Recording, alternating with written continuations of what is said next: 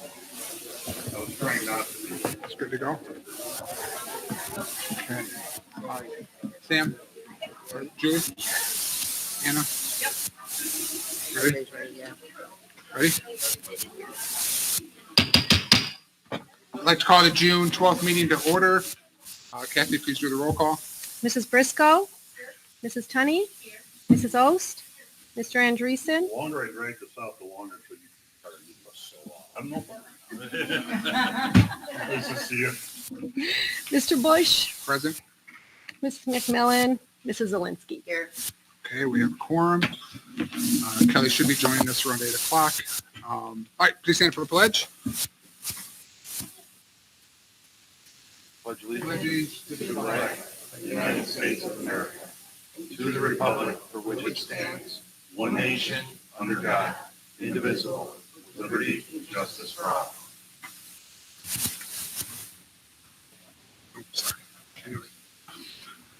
Okay, we're going to start tonight with some celebrations. So we're going to start with the Galaxy Award presentations, and there'll be Dr. Cohen. Good evening, everyone. Thank you very much for coming today.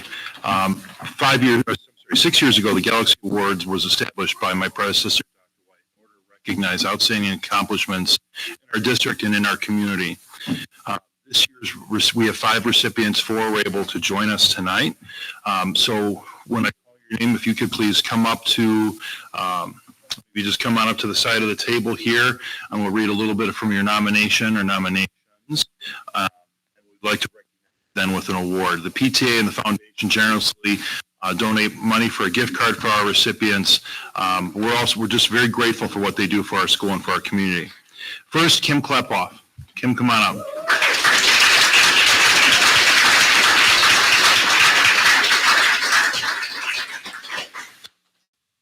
Kim's nominator wrote this. I have 3 sons, 18, 16, and 13, who have all had the privilege of having Mrs. Klepoff for history of Mokena Junior High. It's been many years, and my oldest has had her, so my memory isn't the best.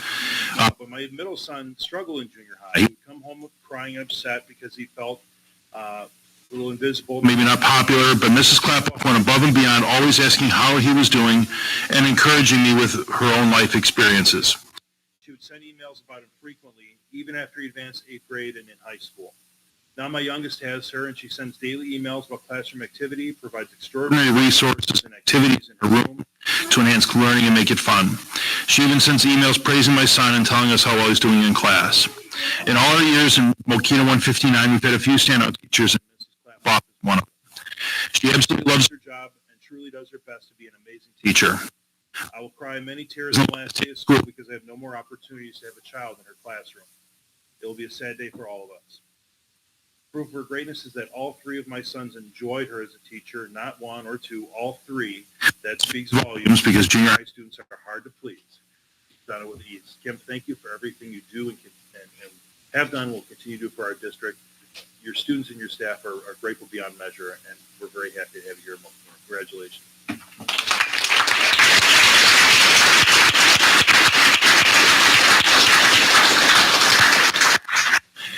Karen Bussine.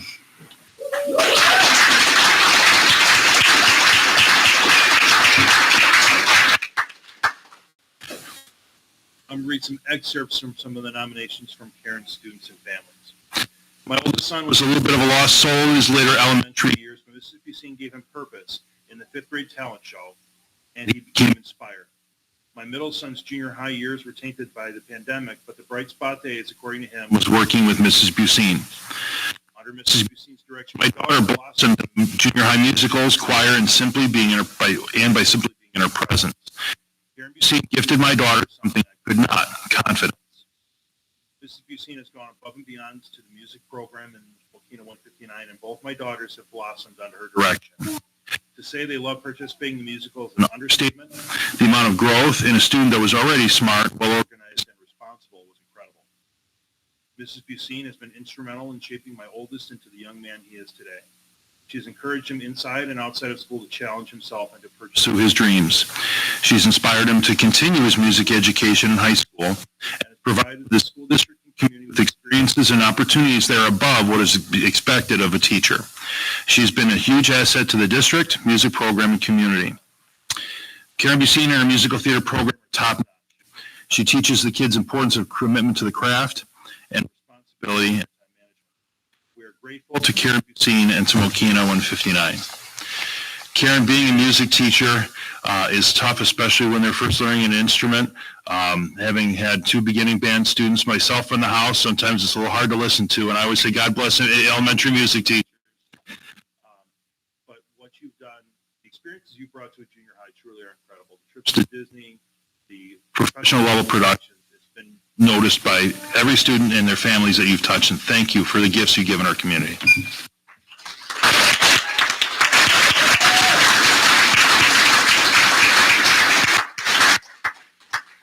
Luann Lotus.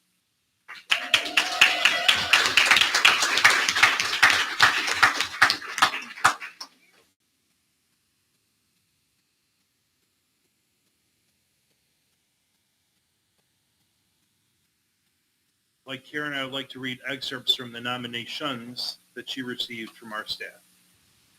From coordinating meetings and maintaining records to liaising with parents and educators, she has consistently demonstrated professionalism, efficiency, and compassion in every task she undertakes. Her attention to detail and organizational skills have been invaluable assets in navigating the complexities of special education administration. Her support has been instrumental in my professional growth, as she never exhibits annoyance when I make mistakes, instead using those moments as teachable or constructive guidance. She's always available to lend a helping hand and ensures tasks are done efficiently and accurately. Her commitment to excellence and deep understanding of the intricacies of our work make her a reliable resource for everyone on the team. In addition to her professional skills, her ability to remain calm under pressure and maintain focus on complex tasks is truly commendable. Luann goes above and beyond to ensure the Mokena 159 Special Education Department has the supplies, equipment, instructional materials, and assistive technology tools that are needed in order for staff to be successful in their respective roles. Luann works diligently to make the rest of us look good. Her positive attitude and willingness to go above and beyond have significantly impacted our team's success. Another of her contributions that truly stands out is her patience. I can't tell you how many times I've struggled to navigate an app or register for something that has been stuck, but Luann has figured it out. She embodies our district values by consistently demonstrating integrity, teamwork, and confidentiality. She leaves behind a legacy of excellence and a profound impact on the Student Services Department. Luann, we all wish you the best in this next chapter of your life, and thank you for everything you've done for our district.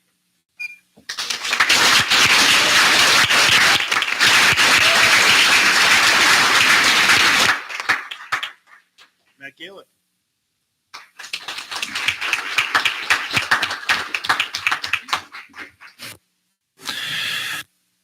Matt is a staple in the Mokena community. Since his days as a young boy, he's been researching Mokena history. He's written 2 books, shared stories and photos of Mokena's great history, and including a thorough booklet of the 100th anniversary of St. John's building, detailing the process the committee went through to build that building. He's written countless newspaper articles and hosts a blog, Matt's Old Mokena, since 2020. He's the co-host of the Mokena's Front Porch History podcast with Israel Smith. Matt has served as a member of the Will County Historical Society and assisted in the refounding of the Mokena Historical Society. He's a former member of the Mokena Library Board of Directors. He's helped write a village historical timeline, and he's a walking encyclopedia of Mokena history. His decades of research and documentation of our history will be appreciated for generations to come. He's a great guy who loves Mokena and spends his life sharing stories and memories of our town. Matt, while I've only had a chance to get to meet you recently, what you do for our community fills a valuable role. There's so much rich history in town, and to be able to remember that and carry that torch on, it's just incredible. So thank you very much for all you do for our community. Thank you.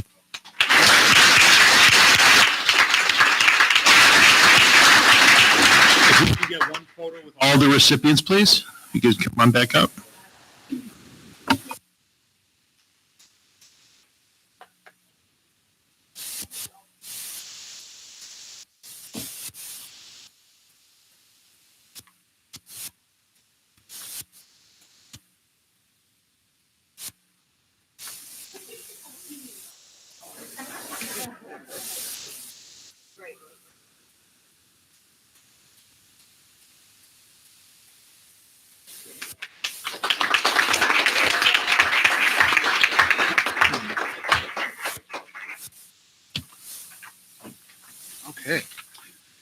Congratulations again to all the winners.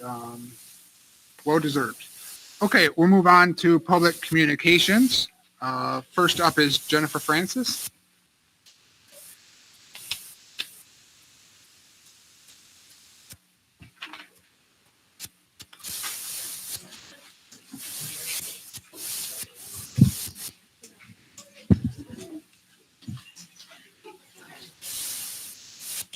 Hi, I'm Jen Francis. I'm a mother in the community of a special ed pre-K, and I was kind of two parts. The first thing is I was hoping that the board could give us an update from a community standpoint of perhaps maybe hiring, what the hiring process is looking like for the superintendent, both interim as well as permanent. And part two is, Ms. Volpe, I know that this is your last meeting, and I just want to thank you for what you've done. It really showcases what an interim position looks like, but the fact that you came in with such a profound experience and background, you really cultivated change. And I think being a parent in this district for 10 more years, I'm excited to see like the seeds that you've planted.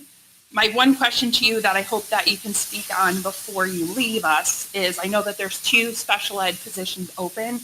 And I just was hoping that maybe in your report, if you can expand if those are going to fill the 2 at MES or if those are going to be throughout the district. So thank you. Thanks, Jennifer. Next up, we have Kelly Lynn.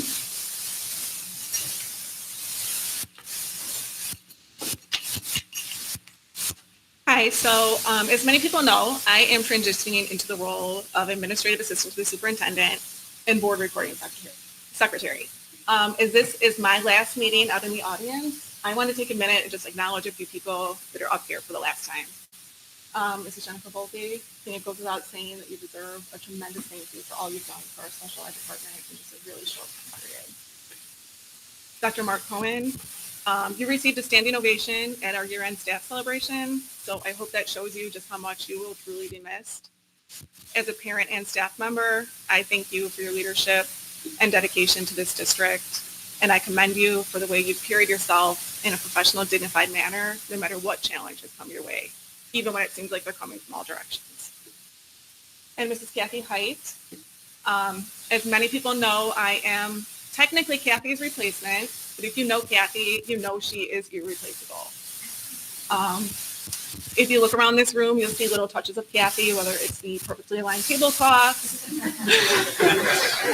perfectly centered Mokena symbol, the balloons that she got for the Galaxy Award winners, the awards she coordinated, the surprises she coordinated for the Galaxy Award winners, the on-point ice cream decorations and hand-crushed toppings for the ice cream social. Those are just a few of the really small things that Kathy does. She does so much behind the scenes to make sure everyone has everything that they need while asking nothing in return. And she does so many things. I could just go on and on. But Kathy, I just want to thank you so much. While I can never replace you, thank you for taking the time to show me everything that you possibly could to set me up for success. So thank you so much. And to the board, I look forward to developing great working relationships with all of you so that we can move forward in a very positive manner. So thank you so much.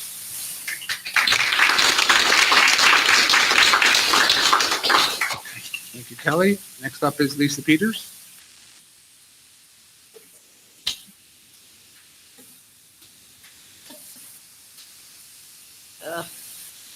Hi, my name is Lisa Peters. My husband and I have been Mokena residents for 21 years.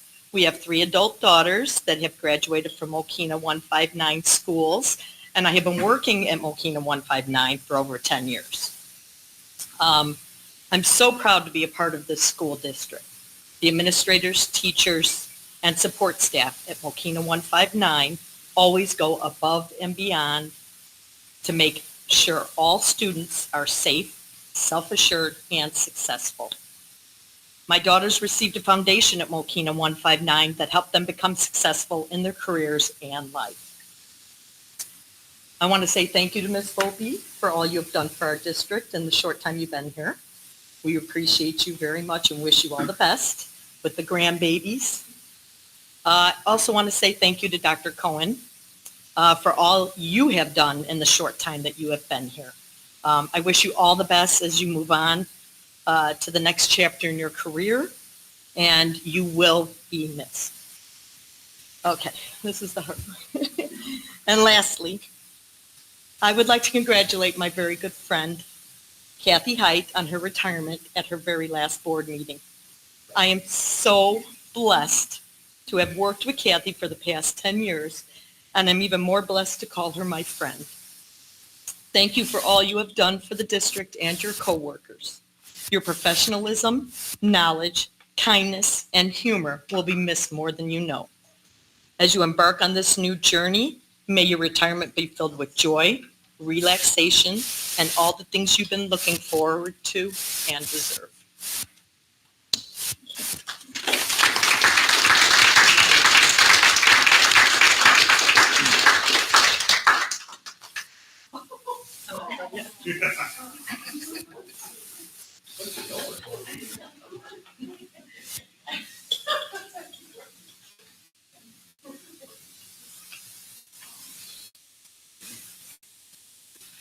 Thank you, Lisa. You see tomorrow.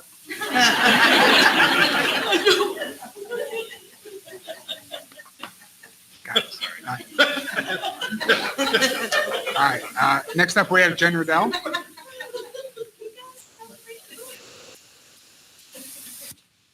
I'm gonna move these balloons. I was gonna do it, but I didn't want to interrupt anybody. Perfectly centered. As they should be. So, I'm Jen Riedel. I am a resident of Mokena. I've lived here for just about 17 years. I have actually 2 graduates of 159, and I have an 8th grader. And I served 8 years on the school board.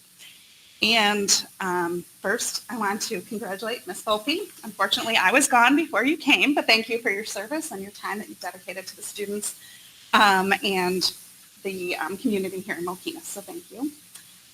I came today special to thank Kathy Height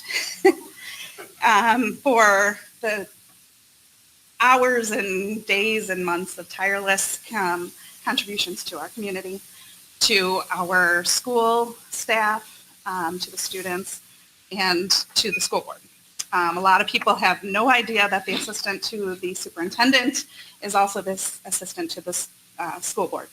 And we range in knowledge and experience and personality from a wide variety. And you have helped every single one of us in every single way that we've needed you to help us. And the hours and the commitment to excellence is unmatched. So I personally wanted to come today to thank you for everything you did for us and for me personally. Some of you may not believe this, but I said this earlier, I'm really not into peopling these days. I try to steer clear of people and kind of keep to myself and rededicate my time to my kids. So to come today, I am missing a baseball game with my youngest son and my husband who's a coach, but that's how important it is for me today to come and thank you for everything that you've done. And finally, Dr. Cohen. I spent hours in this very room going through the process of hiring you. I listened to many people in our community talk about the strength of District 159. And myself and the board at the time that selected you to lead our district took all of their feedback with the utmost importance when we selected you.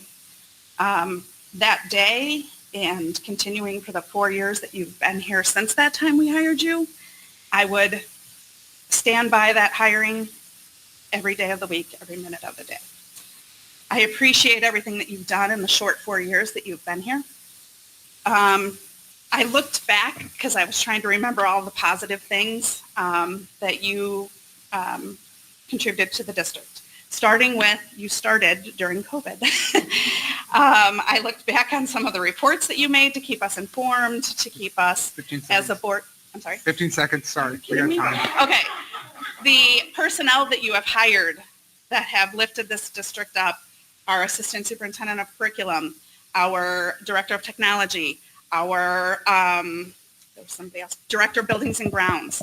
The contributions have been enormous by those people, and you hired them and brought them here. So thank you.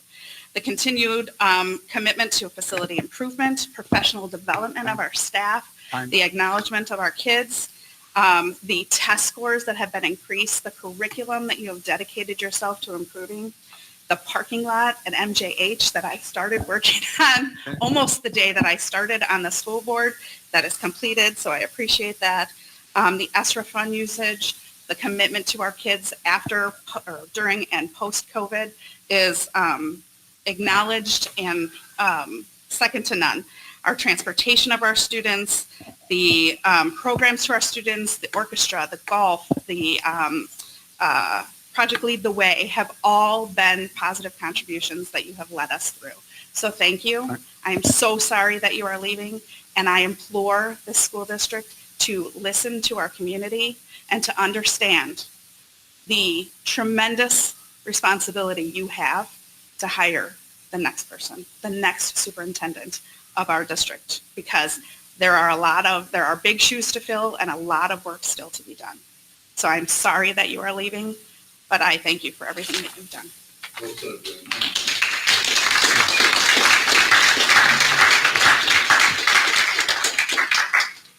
Okay, Israel Smith.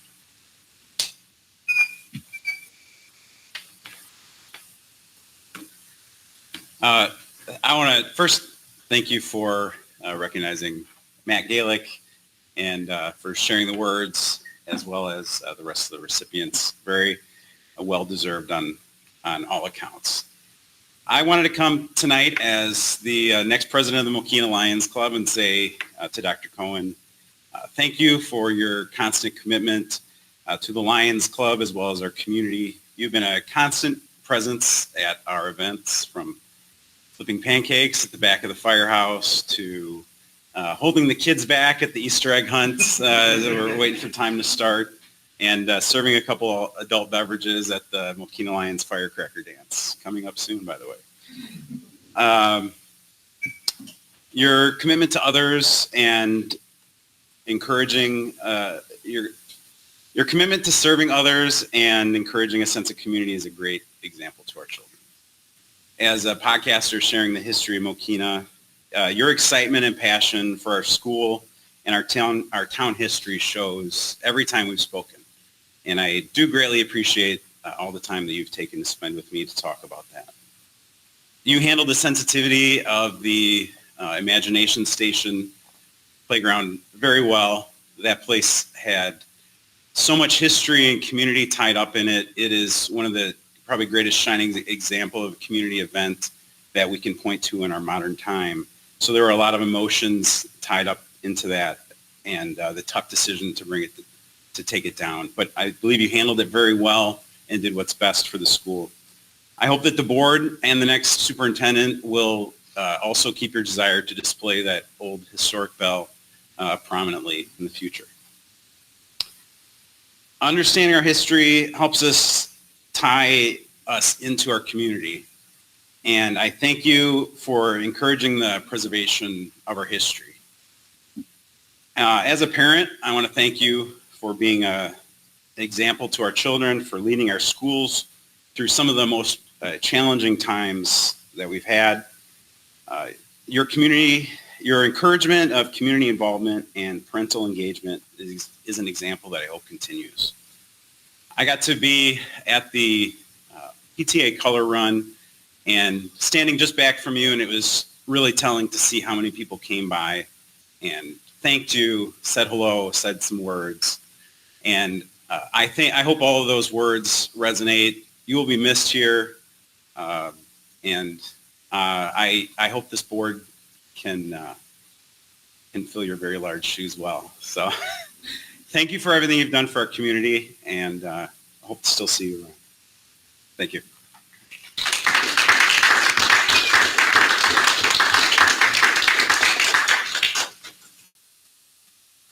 Okay, moving on is the e-learning plan hearing. is 7:30. Okay. I declare that the e-learning plan hearing starts at 7:30 p.m. Dr. Johnson, would you like to present an overview of the e-learning plan, please?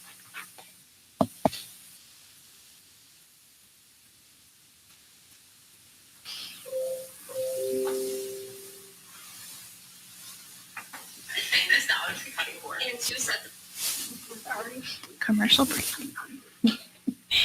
All right. Good evening. I do have a brief presentation for you this evening regarding the e-learning renewal plan and the feedback we received from our parents as well as our staff members, and then how that shaped the modifications that we made for our proposed e-learning plan for the next 3 school years. Just as a reminder, we are able through Illinois School Code to utilize e-learning days with an approved e-learning plan in lieu of using emergency days for events such as snowstorms. We had cold weather. I know we had an air conditioner breakdown at the junior high. At one point, we were able to use that for, but we can't exceed the number of emergency days that we have approved in our school calendar. And as a reminder as well, our e-learning plan has to be renewed every 3 school years. So it's been 3 years already since we were together and looked at that first plan. So this is a renewal of that will last us for the next 3 school years. I did provide a quick summary of the e-learning plan requirements that I felt were most pertinent to our plan and the information that you would need this evening. There is a requirement that we have 5 clock hours of instruction or schoolwork as part of the e-learning plan, and that can be synchronous, so live, or asynchronous, not live student work time. There are districts that do all asynchronous, there's districts that do all synchronous, and there's districts that do a combination, which is what our plan looks at. As long as we can account for that 5 hours of instruction, we are fulfilling that requirement. We have to ensure that students have access at home to electronic materials, and if they don't, they have an option for non-electronic materials. That should be in our plan as well. Students with special needs, we need to make sure that they have learning opportunities through our plan as well. We have to be able to monitor and verify student participation for attendance requirements. And we also have to be able to provide effective notice to our students and parents in the event of an e-learning plan. And we have to ensure staff have what they need to effectively carry out the plan as well. Just a quick timeline of what's gone into the renewal process for us this school year. In January, after we utilized 2 e-learning days, we did send out a parent survey as well as a staff survey.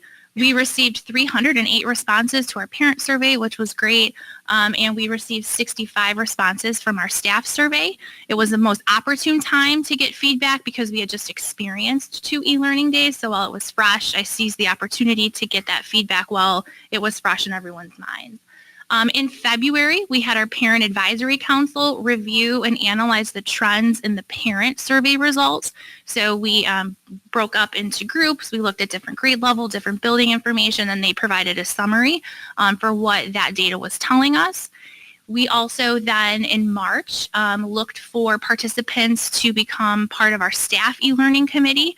We had some people that were on the committee previously, but we welcomed a bunch of new staff members to that committee as well. In April, that e-learning committee then met to review the parent survey information. That was the summary information that was provided to us from the Parent Advisory Council. They also analyzed the staff survey responses as well, and then took all of that feedback and their experiences and then made any modifications to the plan that you'll see this evening. That was all done through that committee and looking at the feedback and their experiences in April. In addition, in April, a draft copy of what the e-learning committee had worked on was shared with the Board of Education. In May, we did publish the notice of this hearing this evening in the Herald News, as well as the notification via email was sent to parents and staff regarding the e-learning plan, a draft of that, as well as the notice for the hearing this evening. Tonight, we're holding that public hearing. It is an action item for you this evening on the agenda. And then after fingers crossed, your approval, we will then send out the required documentation to the Regional Office of Education because they're that last step in reviewing all of our documentation to ensure all those components are there, and then they sign off on it, and that's the last step then to hopefully have the plan in place for school years 24 through 27. This is just a quick list of all of those that were part of the e-learning committee. I don't know if Miss Klefoff's still here. She was part of that, but she's not.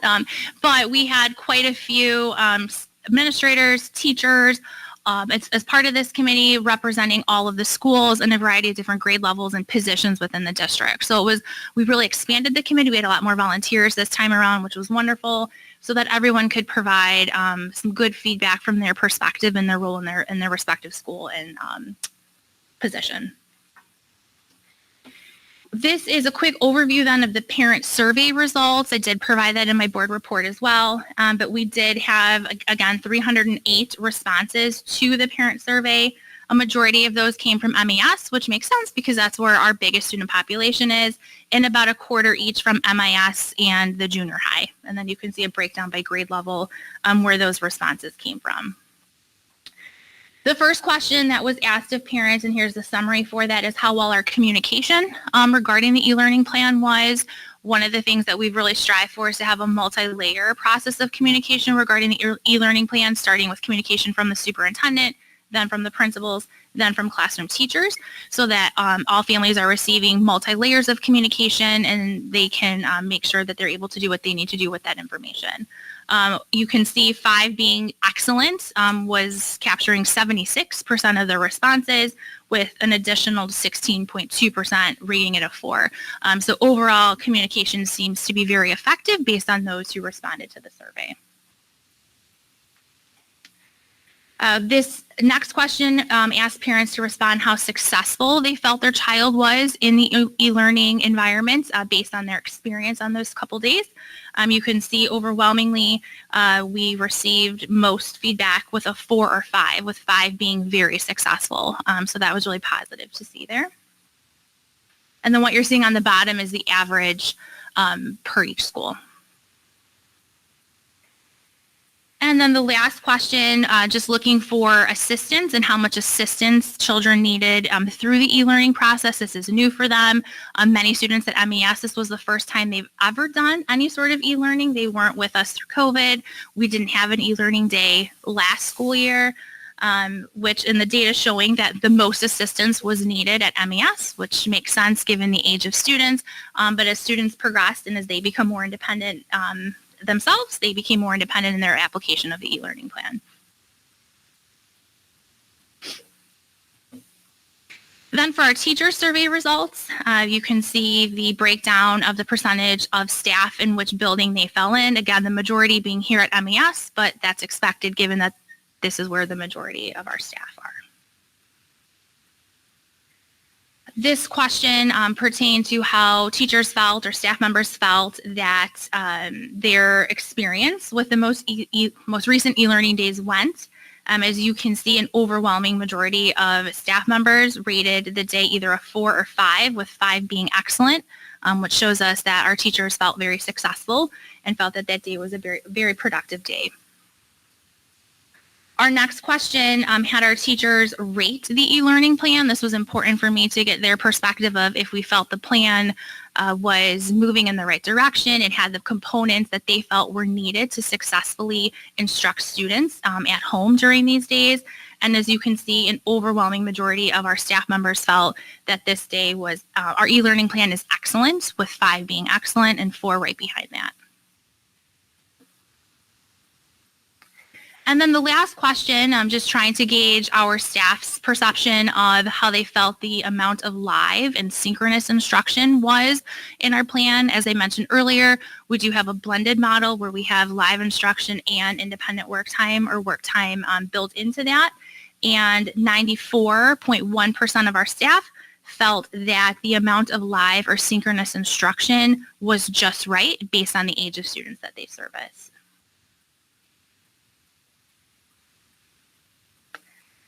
So that feedback was really important to us because it helped us gauge from a parent perspective as well as an educator perspective how much we needed to change in our e-learning plan based on the feedback. And overwhelmingly, when our e-learning committee and our parent advisory committee looked at that data, felt very strongly that our plan was a really great plan. And there were just a few tweaks that we needed to make based on our experiences and the feedback that we received. So the changes that are within the e-learning plan are minor, but it's reflective and being responsive to the survey data that we received, as well as the staff feedback during our e-learning committee. So I did provide for you in the draft that I gave you what everything in red was what was updated or changed. So hopefully you were able to take a look at that. One of the things we updated was attendance. We did clarify that students can still turn in late assignments for credit, but that will not change the attendance for the e-learning day. As I mentioned earlier, we have to have a way to account for attendance just like we do when students are in session. So we will still accept the work and it will still be graded, but that will the attendance is if they had turned the work in when they were supposed to. We did make some corrections for the names of specials and ICE, so just very minor language pieces. We just wanted to make sure that accurately reflected what it's being called within the schools. We did adjust the student day at the junior high to have just a 30-minute lunch. For some reason, in our first go-around, we had a little bit longer of a lunch, but we did adjust that to be in line with all of the other schools. So the asynchronous work time then moves up just a little bit to account for that 30 minutes adjustment to the lunch. We did add some clarification language regarding when the junior high teachers would be available for office hours. We did put explicitly those times since they are in synchronous instruction for a majority of the day. We wanted to make sure that students knew exactly when the teachers would be available to answer questions in that time frame. We did clarify or add for our special education and English language learner instructors. They felt strongly that they really wanted to communicate with our families that they are available for questions via email and Google Meet when they're not facilitating live instruction. I guess there was a little bit of confusion, like students wanting help like in the moment, but we're in the middle of doing live instruction. So just making sure families knew to be patient, that if they were in live instruction, they would get to them as soon as they could. And we also did combine, again, a couple little language clarifications regarding if a staff member is to use a personal or sick day and what that expectation would be in terms of the materials that were provided to students that day. We did add a new section based on feedback, particularly from our staff, that they had received feedback from families as well regarding before and after school activities. There was some clarification needed on that. We did make the statement that all before and after school activities would be canceled on an e-learning day. They would not be held virtually. And we also did make some clarification regarding staff meetings on those days as well. We did add some clarification. Lincoln was part of the committee, so thank you, regarding what particular tech issues the tech help desk would be able to help families with on those days. So we clarified that as well. And that is all of the updates that we have. I just felt it was important to give you kind of a big picture overview of those minor modifications that were made. Again, thank you to our parents and our staff members who filled out the survey, our parent advisory committee, as well as our e-learning committee for really taking a deep dive into that feedback and into their experiences the past few years to continue to refine and make that plan the best it can be for our community. Any questions for? Yeah, you're welcome. Dr. Johnson, thank you very much. Okay. So do we have any written questions? Okay. No? Okay. Any questions from the public? Okay, hearing none. Any questions from the board? Thank you. All right. I move that the Board of Education close the e-learning plan hearing. Second by Jim. Any discussion?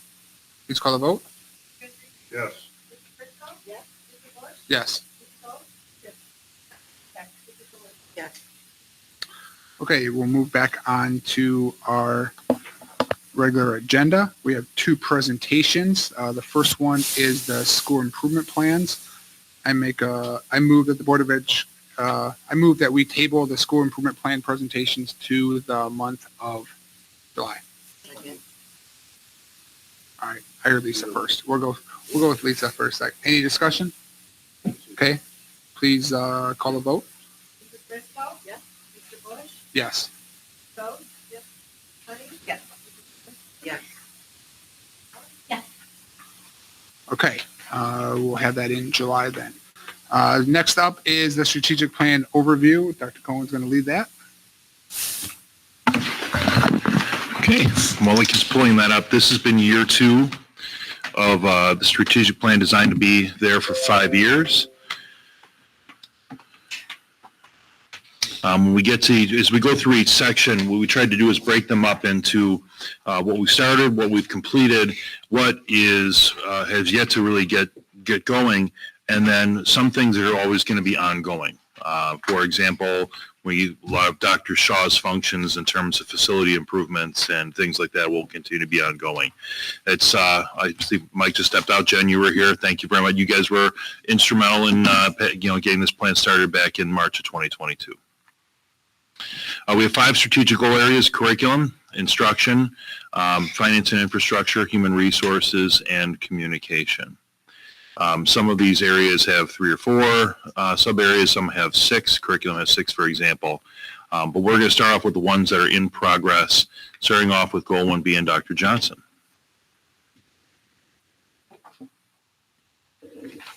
Okay. So for each of our slides, we did leave the accomplishments over the past 2 years, and then we provided the accomplishments from this past school year, as well as the next steps planned for next school year regarding each of these strategic goals. So a quick recap, very quick, of our goal 1B, which was really looking for the district to provide additional educational options and opportunities that extended our exploratory curriculum. In 21-22, we did adopt Project Lead the Way, as well as have a strings program approved for the following school year, orchestra strings program. So last school year, we did implement those first 2 courses of Project Lead the Way, as well as implement that strings program. And then this past school year, we implemented our 3rd course for Project Lead the Way, which was green architecture. So our students in 8th grade had the opportunity to begin to experience that course.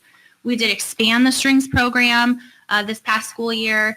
And I had done some behind the scenes research regarding ISB's PACE framework that we are to adopt and commence a career exploration and career development activities in our junior high by July of 2025. So I spent this year gathering information, learning about that PACE framework, because that will most likely impact some of these extension or exploratory options that we provide for our students. So thinking about next school year, we will be implementing our final Project Lead the Way course, which will be app creators. So that'll take place next school year. And then I will be working closely with Dr. Rolanitis and staff members at the junior high to begin to plan for how we want to implement that PACE framework into our junior high for the following school year. So that's going to require some planning and logistic works and trying to figure out what makes the most sense for us with that framework. But the actual implementation of that will be brought to you for your approval at some point, most likely next spring, for implementation the following year. 1C is looking to set high expectations for all of our students, while also looking at rigorous programs of study and more pathways for that enriched or rigorous coursework for our school district. A few years ago, we had begun curricular adoptions for ELA, Project Lead the Way, Eureka Math Squared, which was looking to provide rigorous instruction for all students. We felt it was important to start with Tier 1. We'll strengthen that. We're a high-achieving district. We need rigorous programming at a Tier 1 level to meet the needs of most of our students. We did begin to provide more public-facing information on our website regarding our accelerated placement programs, so those were readily accessible for families. We also were able to return to more differentiated practices during Wind and Ice due to the restrictions with COVID being lifted. We were able to meet in small groups again, have kids together at back tables, have kids working in groups, which we were restricted to that up until that point due to COVID restrictions. And then we began work on our ELA adoption to look again for those materials. And we began the work of curriculum maps at the junior high school to outline those rigorous courses for all. This school year, we were able to expand additional sections for our math enrichment courses at the junior high. So we went from 1 section to 2 sections for 6th and 7th grade, and that will continue into next year as well. We worked on, and we're just about done, with our ELA and math curriculum maps, kindergarten through 5th, that again are outlining that rigorous coursework for all of our students in those content areas. And we partnered with Northwestern University's Center for Talent Development to conduct a district review on our advanced learning needs in our district.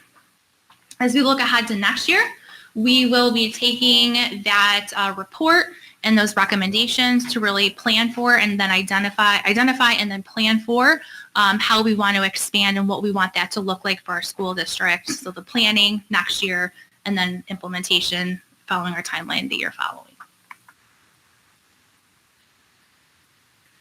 1E is really looking at having a healthy assessment system, which includes our benchmark, formative, and summative assessments, ensuring that those give us the information that we need at all different levels within our organization to ensure that we know if students are or are not meeting state standard. We have been really taking a careful eye at this with all of our different curriculum adoptions that have happened over the years with Eureka Math Squared. Formative and summative assessments have been a big part of that conversation.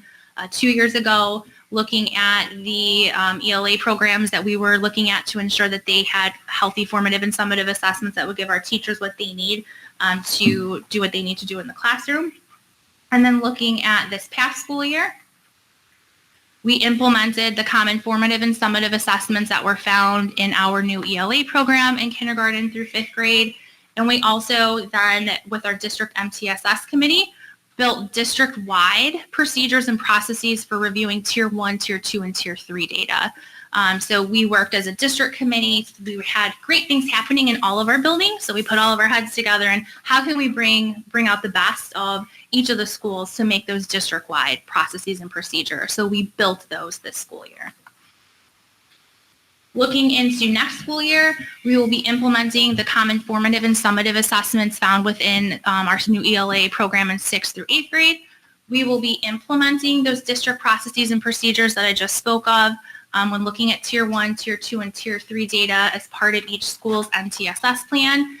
And we are looking to research additional benchmark assessments that may be on the market.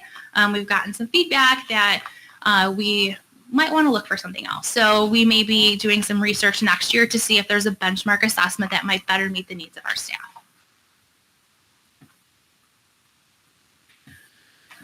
Goal 2A is ensuring that our students, we're providing our students with differentiated instruction and also when needed intervention strategies for students who are not yet meeting standards. Several years ago, we did a lot of work with our English language learner program and doing a thorough review of that and making some modifications to better meet the needs of our district's ELL students. We created a multilingual guidebook that's available on our district website that is kind of our guide for what that programming looks like. Our interventionists took a deep dive into instructional materials and we began to research other materials that might better meet the needs of our students. And we were able, thank you to the board, to add some additional interventionists, whether that was a reading interventionist at our junior high, as well as another full-time ELL specialist for our district as well. Again, we were able to return to those differentiated practices last school year when the pandemic restrictions were lifted. We began our MTSS committee that with the goal of, again, bringing all of those great practices that we were finding in individual buildings together to put a district guidebook that would outline those processes and procedures for our district for MTSS. We were able to add some additional staff members for special education, and we were able to try out and implement some additional intervention materials across all of our schools. This school year, we completed our district MTSS guidebook. Each MTSS school-based committee created a 3-year plan based on the areas that they still felt they needed to grow when looking at their current practice to what our guidebook outlined. So they put together that 3-year plan at the end of this school year, and we did have some teachers piloting at the junior high some additional reading and writing intervention materials for Tier 3. So next school year, we look forward to each school implementing year 1 of their MTSS school-based plan. We will be looking to try out and pilot some additional materials for Tier 3 reading and writing at MES and MIS, as well as some additional Tier 3 math materials in all 3 of our schools. And we will begin to do a little bit more research and exploration of how we can strengthen that responsive or differentiated instruction in reading and math in all 3 of our schools.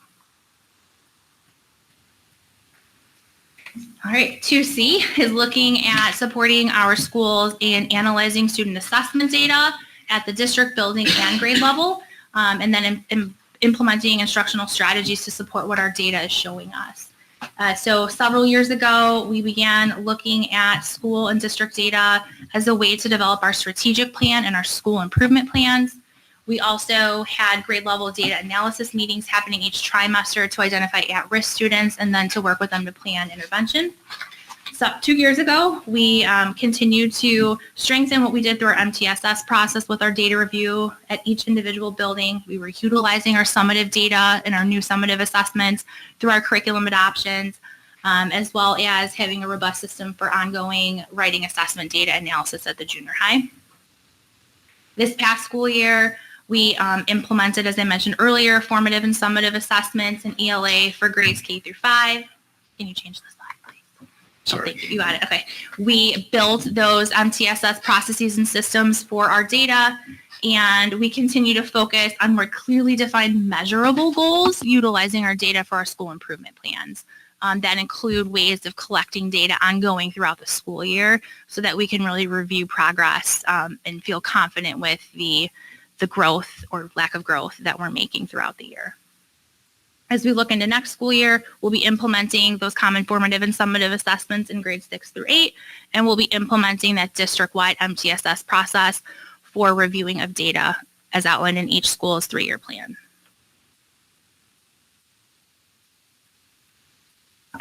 Okay. 4A, school and district leadership shall provide training resources for all staff. This was a subject of discussion when we bargained with our MCSA, but also, as we, in order to support the work going on in the classrooms, this is work we do with our certified staff as well. All staff, starting 2 years ago, were invited to participate in orientation day. Previously, that was just for new teachers. It's for all new staff, including parapros, anybody else that started. It starts in August. Dr. Johnson, she came in, redesigned the mid-year institute day. We moved it from the spring the first year to October the last 2 years, was more of a sort of a mini workshop or a mini conference. So staff members got to choose the sessions that they wanted to attend based on their area of interest. We've done specific training for paraprofessionals during institute and early release days. CPR and Skyward are some of the examples that's been offered. This year, Google training for our administrative assistants, executive functioning training. Jen's done a lot with our parapros this year. And going on into the future, student services, that area is really going to be a focus for our training, especially for our classified staff and de-escalation strategies, and continue to provide those tools for those assistants that work with our students on a one-on-one level. Goal 5B, using social media and developing the district app. We launched the very, very end of 2022, the new website. Last year was the first full year for the new website. What we've been able to do with that has really been just increase the frequency of communication through social media. The Apogee platform has ThrillShare as its program that basically it's a mobile program that all of our administrators have on their cell phones, so they can upload pictures and do posts from their phone. They can broadcast alerts from their phone in the event of an emergency, and we can not only broadcast alerts through text and through emails, but then post things on social media right away. We launched a district Instagram this year, and an emphasis is placed in developing more news stories. Nicole Swanberg and I began meeting twice monthly to make sure we were, she would give me kind of the preview, like, oh, what's coming up in 2 weeks, 4 weeks, 6 weeks out, what's on the calendar, what's important, trying to do a rotation and make sure we're having a news story that touched all 3 buildings and about every 6 to 8 weeks at the very least.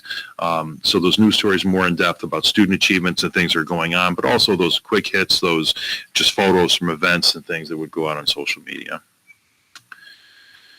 5C, making information about programs accessible to public via the app, via the website and the app. Dr. Shaw built a transparency page in 22-23, and it continues to update it with all of our RFPs, ESSER grant summaries. I would argue that for a district our size, we have more publicly available information on our website than anybody our size. It doesn't have a dedicated communications person. Dr. Shaw's done a great job of making sure that information is publicly available. The launch of the app has been completed. Now, while we have not publicized it the way I would hope that we should have, it's been something that's been put to the side. The functionality, especially the calendar piece, has been something that, while vexing to Lincoln, he's done a great job of making sure that all those things connect well via the app.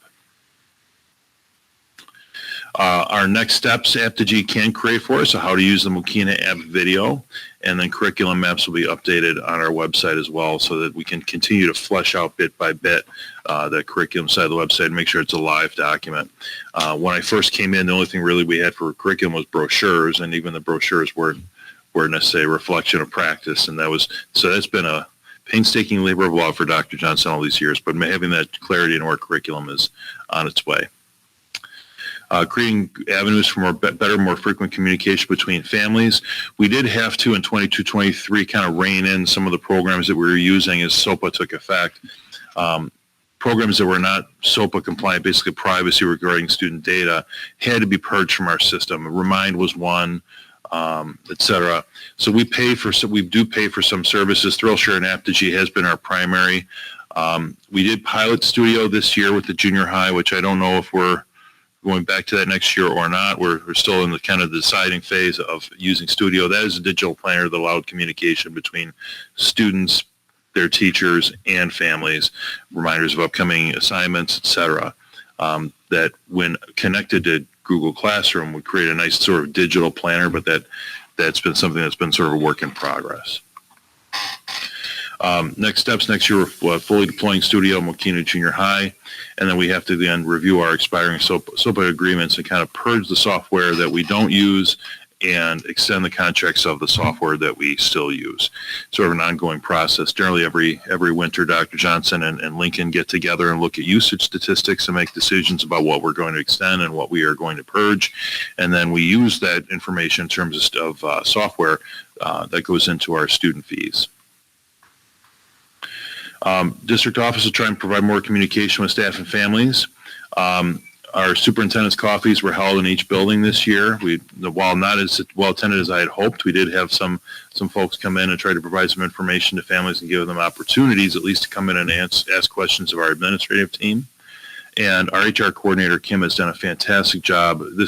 She's completed her first full year. She started in March of 23 of getting out into the buildings and asking, being there for people if they have questions about their benefits as they change. She's really getting to know our people and so that has been a welcome change. Next steps, we need to start working on a newsletter that's going to go out a little bit more frequently. And we've discussed hosting a community leader luncheon to bring folks in to see our district. That's been something I've talked about for a little while, but we'll be handing that concept off to my successor. Goals completed. ELA, what a lift this has been over the last 2.5 years. Kudos to Dr. Johnson, to our ELA committee, to our teachers here. Catherine Barr and I have had an inside joke about frogs now for the last 1.5 years or so. But in all seriousness, literacy is the tide that lifts all boats. It is the most important curriculum that we can possibly select. The time and careful consideration that went in at K-5 and at 6-8 to select high quality resources is time well spent. We had our first conversation with Melissa Hinshaw today from Northwestern as she started to kind of preview for us some of the things that she saw when she did her observations. And one of the things she said was, of all the districts she's seen, our Tier 1 ELA curriculum is some of the most rigorous, comprehensive instruction that she's ever seen. It really goes, and it shows in our test scores, and I want to thank our teachers here today for all the work that you've done. It started in 2011 or 2021, 2022, working on foundational skills in phonics. 2 years ago, we implemented that phonics curriculum and began to research what resources we wanted for K-5 ELA. This year, we implemented the EL education resource in K-5 and began to research what we wanted in 6-8. They selected Study Sync, which will be implemented next year. We've also reviewed the state of Illinois recently came out with the statewide literacy plan, and boy, it would have been a real bummer if they came out and said that everything we just did was wrong. But no, actually, we were implementing best practice 2 years ago, and it's a credit to our staff because they were ahead of the curve and up to date on the best practices. Next year, it's going to be the second year of our work with the EL education platform. I only expect our teachers to become more comfortable with the resources the second time through. It'll be our first fully full year with the Study Sync program. And as I'm talking, I realize I'm looking at you, and this is all your bag, and I just totally stole your thunder. I'm just enjoying listening. Are you really? Really? You're doing a great job. That's fine. Also, Partnership. I was thinking about letting them be my spice. also concluded was the dual language program review that was completed in April of 2022. Goal 2B, high quality PD, Dr. Johnson. All right. So this goal, and several of these, I would say are never done, but thinking about the progress that's been made, I feel very confident to say that we're in a really good place with the past few goals that Dr. Cohen outlined. So this was really looking at ensuring that we're providing high quality professional development to our staff. This is something that's been really important to Dr. Cohen and I and our administrative team of ensuring, I think Dr. Willanitis said it the best, that we aren't just providing random acts of PD for our staff, that we're really intentional. And so we've tried very, very hard to really ensure that the professional development that we're providing is directly connected to our school improvement plans and our district strategic goals that we're focusing on. So that has been our focus, and whenever we meet to discuss our early release days, our upcoming professional development, we're always going back to what are our goals and what is our focus. I believe that's what's kept us moving forward in the way that we have. Because we've been focused, we've had very few focused pieces that we're looking at, and we're building capacity over time for our staff to reach the goals that we have as a district. So we've had multiple accomplishments over the past couple years with that. No, I'm not on the right slide because I was just listening. Give me a second. Okay. Looking at, we've put together, again, year-long professional development plans based on our goals that started several years ago. Dr. Cohen mentioned earlier, we've really shifted the way that we look at the Teacher Institute Day that we have once a year, gathering staff feedback. What do you need in your own personal growth? And we've had multiple presenters from inside, outside come. It's almost like a mini conference where staff choose the sessions that they want to go to that will most impact them and their own professional goals. We've worked, again, every year really trying to have that cohesive year-long professional development plan. We've worked really hard to relaunch our instructional coaching program and increase the number of instructional coaching cycles and strategically use our coaches in different ways throughout the district to support our teachers and our students. This past school year, thank you. Thank you. Now you're listening to me. This past school year, again, really trying to hone in and make sure that those year-long plans are aligned to the goals that we have as a district. And continuing to strengthen the use of our instructional coaches. They've been vital to supporting our teachers and our curriculum implementations over the past couple of years, being embedded in those team meetings and being available to support in any way they can for our teachers. As we think about next school year, we're going to stay committed to that same focus on ensuring that our PD is aligned to the goals and the strategic plan that we have in place, and continue to build our use of student-centered coaching cycles throughout the district. So you'll just see it's kind of on repeat now. So that's why I'm like, it's done, because we're just now maintaining and trying to keep that momentum moving forward with the good things that are in place. Yeah. Onboarding of staff, Dr. Shaw, you can fill in any gaps that I leave off. The creation of the HR coordinator position a little over a year ago has really helped us in terms of being responsive to our staff.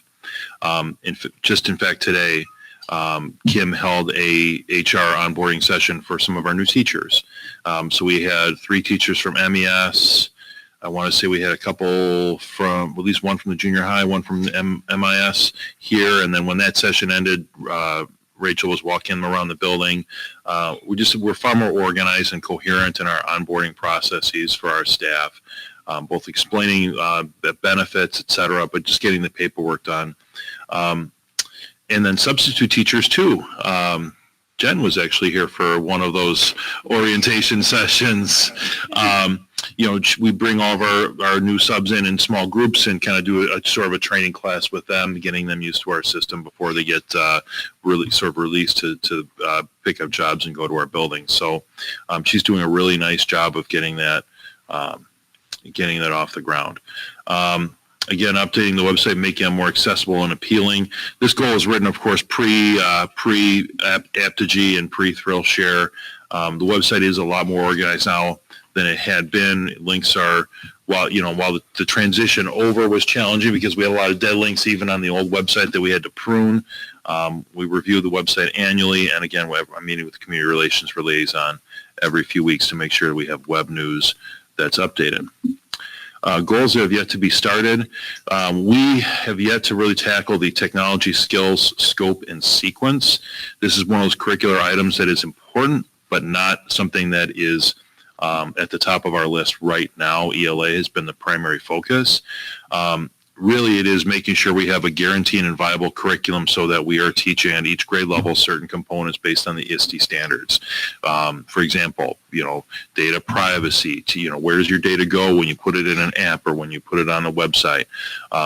Basic skills in terms of using a spreadsheet, using a Google Doc, right now those technology pieces are used, but there's not a guaranteed viable curriculum yet, and so that will have to be started down the line when we have more capacity.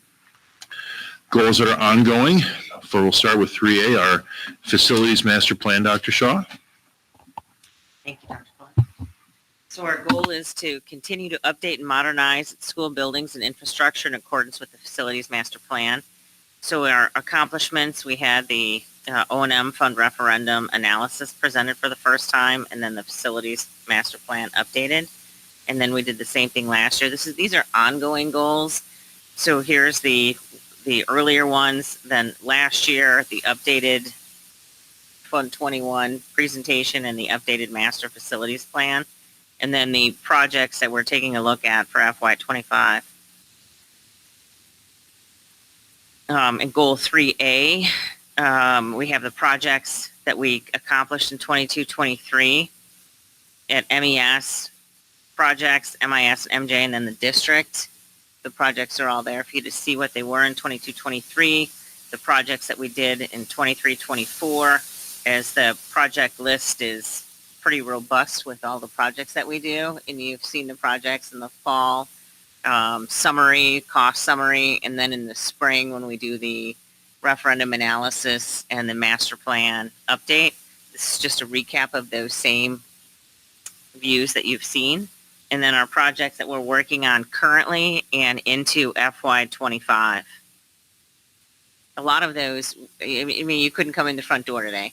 So that's one of them. So you can actually see all the projects that we've got going on. And when you walk up to the building, we walked up to the building tonight, Mrs. Shorley's like, it just looks lovely.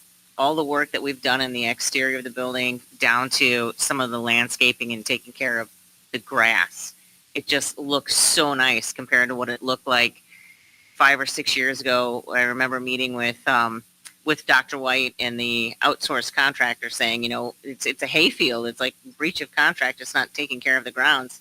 Then you walk up today and it's beautiful. All of the grounds and all the work that we've been able to accomplish through goal 3A with the master facility plan. So anyway, I went off script a little bit, but thank you. And then goal 3B, to continue to monitor and improve the appearance and cleanliness of the school buildings. There's some pictures from last year. You take a look at MES on the top and MIS, and then you take a look at them this year, and you can see some of the landscaping that's been done, some of the dead stuff taken out and the new stuff put in. The exterior of MIS with the whitewash on the exterior, it looks beautiful. I think that was a Mrs. Oast project. Maybe that was brought to my attention, the exterior of MIS, and that we did something to really improve the exterior of that building.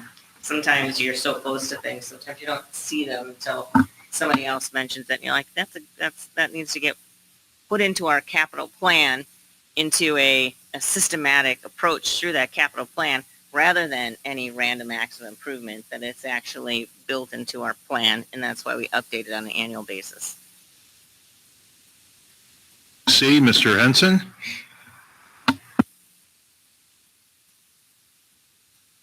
Yeah, so we purchased the new network equipment a few years ago. It did take about a year to get it. The ongoing installation, we do plan on having it fully done this summer. The original goal was to have it done before July. or before July 1st, but that's being reasonable. I don't think that's going to happen. It's probably going to be closer to mid-July. Yeah, it was the addition to putting in the faster equipment to work with the new Chromebooks that we purchased, faster Wi-Fi, faster speeds, faster internet, increasing the internet speeds, a central location to manage all the equipment, the cloud path system, which we'll deploy in the tech department. And with any technology, it always has to be upkeeped and security standards be applied every month. The next steps is the actual management of cloud path, training with the tech department, grabbing the firmware, making sure the equipment is up to date. Most of that will be done off hours. You can't reboot switches or anything like that during the school year or during the school day. And being able to manage all the new Wi-Fi, including the guest network, when we deploy it. So. And then the next goal in between. So it's like. One second. Also, one of the technology pieces that you did mention,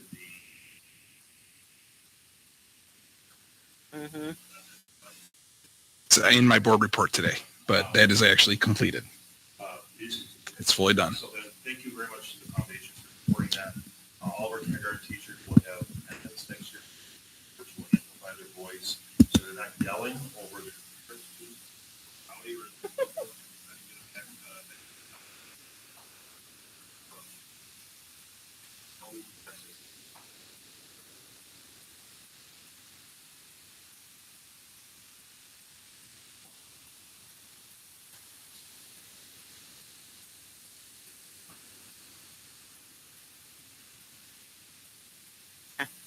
Goal 3D, the district shall engage in sound, responsible financial stewardess through the alignment of resources with district strategic goals.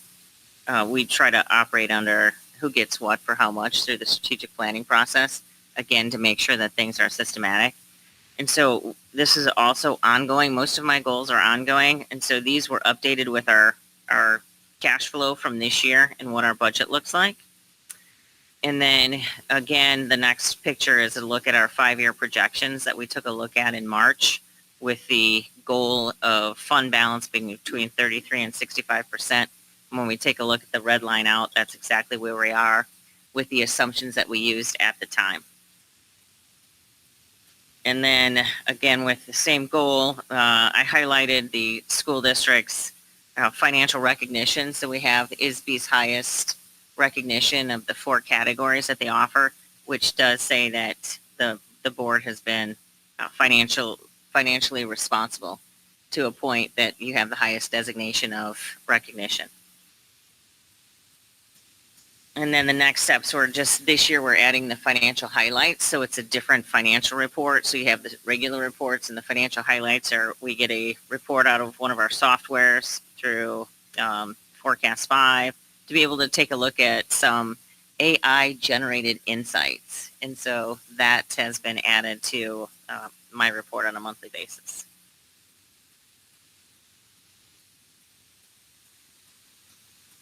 For B, allocating resources, people, time, money equitably and appropriately based on student, school, and community needs. So accomplishments, we monitor spending by students through site-based accounting. So what you see is our site-based accounting, how much we spend. This has also been updated with our latest report card data to show how much we're spending at each building per student to make sure that we're staying equitable between the buildings.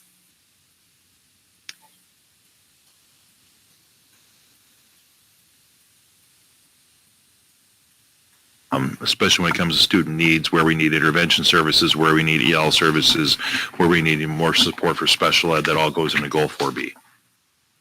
The next slide. Yeah, so it's in this slide, the next slide. So the next slide, like I'm getting there. So 4B, so the allocation of resources of people, time, and money based on student, school, and community needs. So this is the staffing recommendations that we get from Dr. Cohn. And based on school needs, one thing that is a little off script on this, but I just wanted to kind of point out when we're talking about staffing, Jen and I have been talking about staffing a lot with the new programs that are going on.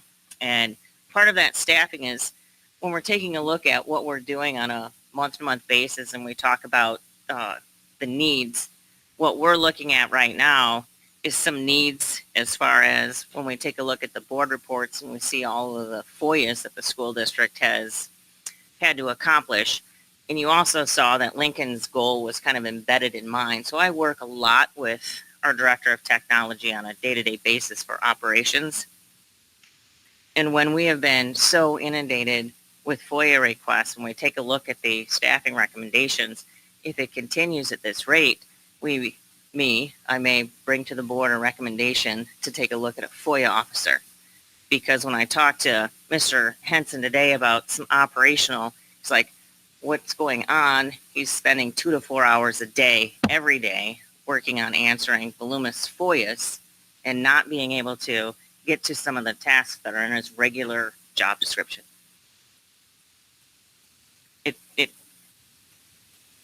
I just wanted to bring that to the board's attention when I was on this slide as about resources and time and needs. Okay. Looking ahead to next year, again, our staffing goals are based on what our needs are. We are increasing student supports, and then of course coordinating for this for our classroom with our 7 students that are currently in pre-K kindergarten. Next year will be kindergarten, first grade, and supporting them here in-house. Next, goal 4D, reviewing compensation trends in order to attract and retain talented, diverse, and dedicated employees. Of course, our retention of our high-quality employees is very important. We are bargaining with our MTA right now. Next year, we will be bargaining with our MCSA staff.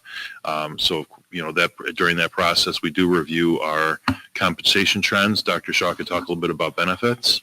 Yeah. So the last few years, we've tried to, with Kim too, and Kim's fantastic going to open enrollment meetings with all of our staff members and making time to do that. So we've added some different ancillary benefits, one being pet partners last year. So we started to offer pet insurance for our staff members. And then this past year, as we know about protection identity theft. So we added 2 benefits, Legal Shield and then ID Shield. ID Shield is making sure that your ID is protected, but Legal Shield allows you to have access to an attorney. So it gives you, we have 2 different benefits that we added this year. So every year we try to take a look at what's going on out there through HR and then see if there's some kind of a benefit that we can add to our staff members and include that in our open enrollment. And then our next steps tonight with board approval, we're looking at adding a health insurance benefits for our transportation department. And then we take a look at enhancing our benefit package on an annual basis and then compare what we're offering with our neighboring districts.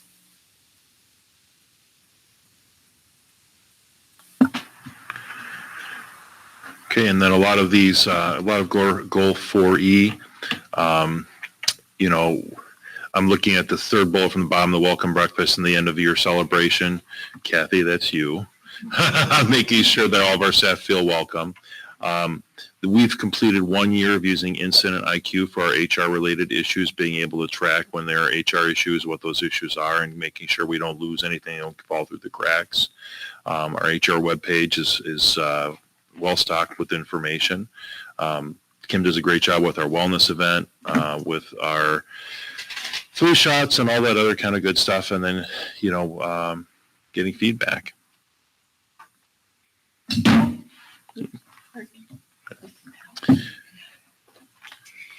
We have a number of staff committees to make sure we get staff feedback on all of the things related to instruction, ELA, ELL, MTSS, and e-learning. We do a variety of staff surveys every year. Dr. Johnson probably sends something out. How often would you say? Once a month, maybe, different topics? Depends. And most recently, we had focus groups with our staff where they met with Melissa Hinshaw and Dr. Johnson and I. Neither of us were present. We kind of let them give them the straight feedback to make sure that they had everything they needed in order to make recommendations to us. That concludes the feedback, our update on all of our strategic goals. I entertain any questions at this time.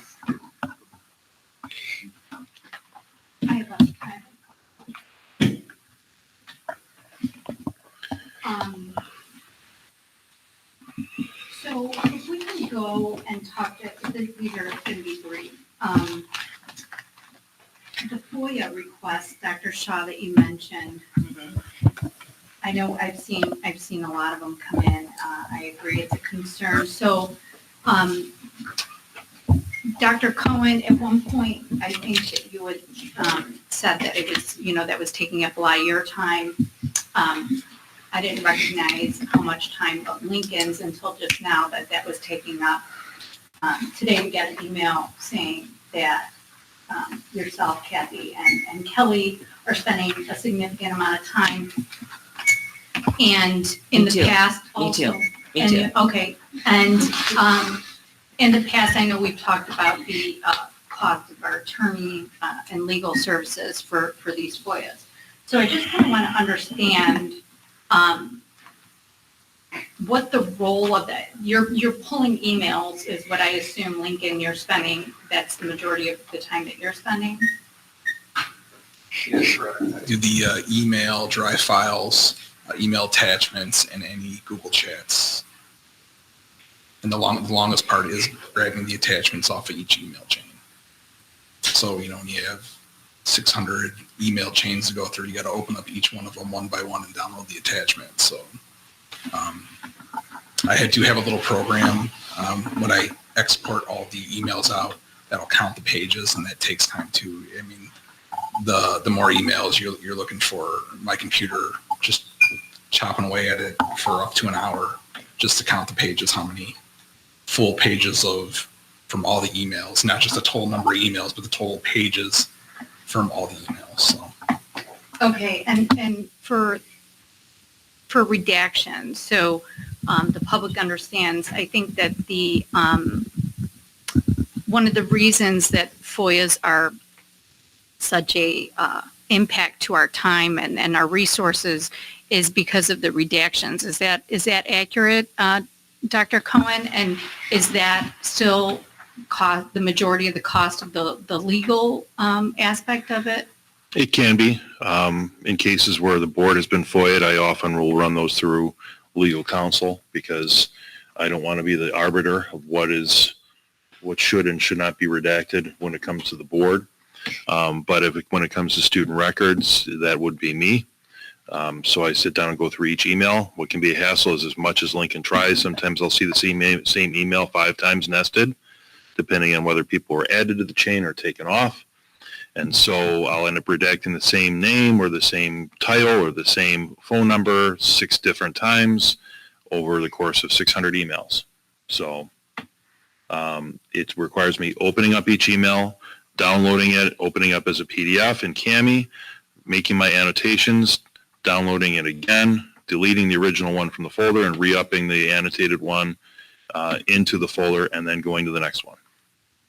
So it is each email could take me several minutes. Okay, and that's what is the manual process, even with technology today, and then the legal, we're paying $3.50 an hour for our legal counsel, so that's going to hit our income statement financials.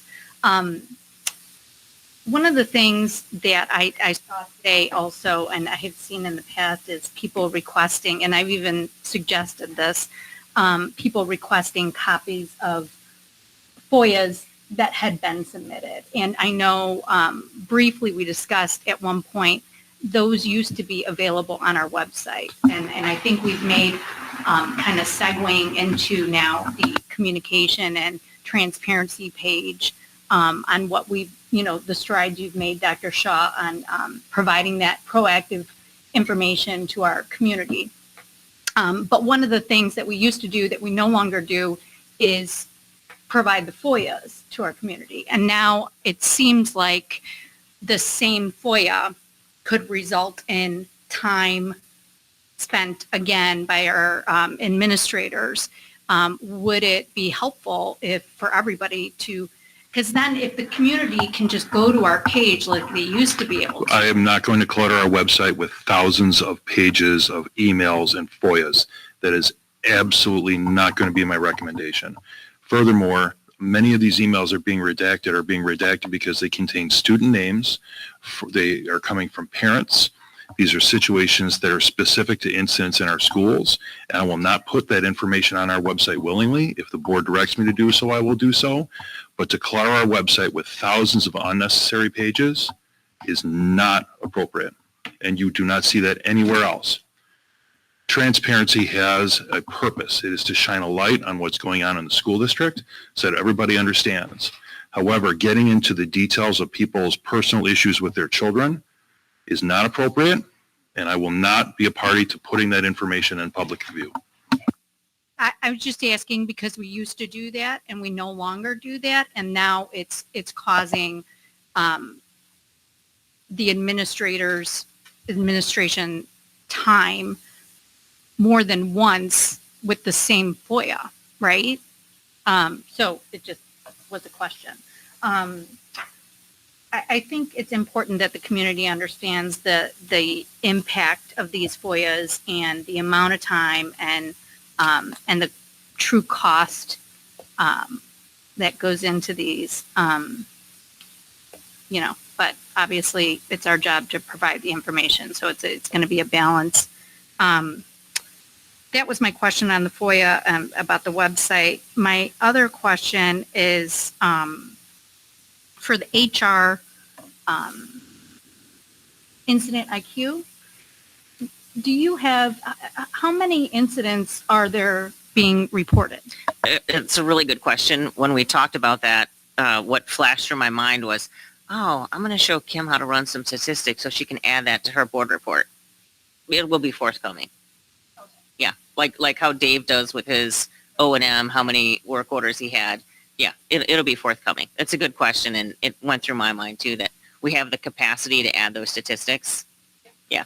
Yeah. Yep, So, yep. But it seems like people are using it, and It's fantastic. That's the known method. It is fantastic. Okay. We'll be able to answer questions right away, track that information, and make sure that if we've got a staff member who asks a question, they get an answer and they get their question resolved as quick as we can. Mm-hmm. Because that's what we want to do. Right. And you can see how can quick it is. Mhm. Okay. So my last question is the MTSS.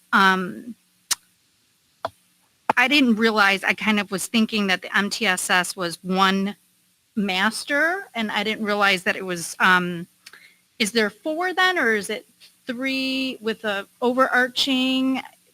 You'd mentioned that there's one at each school. So we have an overarching MTSS handbook, guidebook that our district MTSS committee put together. So the purpose to that was this is what we are all striving for, but with recognition that we are all not there today.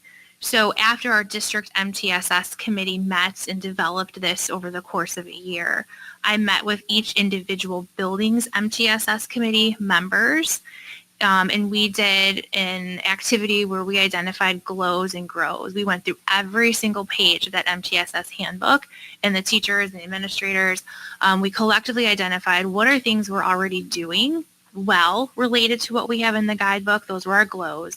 And then what are our grows? What are things that we're currently not doing to the level that our MTSS handbook would like us to do as a district? From there, and that took multiple hours. From there, we took all of those grows, and there's lots of grows. You know, we have a really high bar set for what we want this to look like.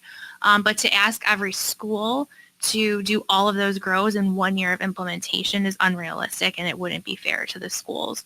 So we as a collective group within that each school's MTSS team identified and prioritized how we would want to work towards all of those grows over the next 3 years. So we outlined those goals over the 3 years, and then we built out an action plan for next year's goals, and we'll continue to do that together as a group.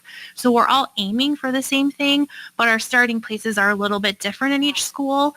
So I wanted to be responsive to where each school was and where their grow areas were. So rather than saying everyone's going to work on X, that might not be applicable to the junior high. So maybe that's too far ahead of where they are, or they've already accomplished it.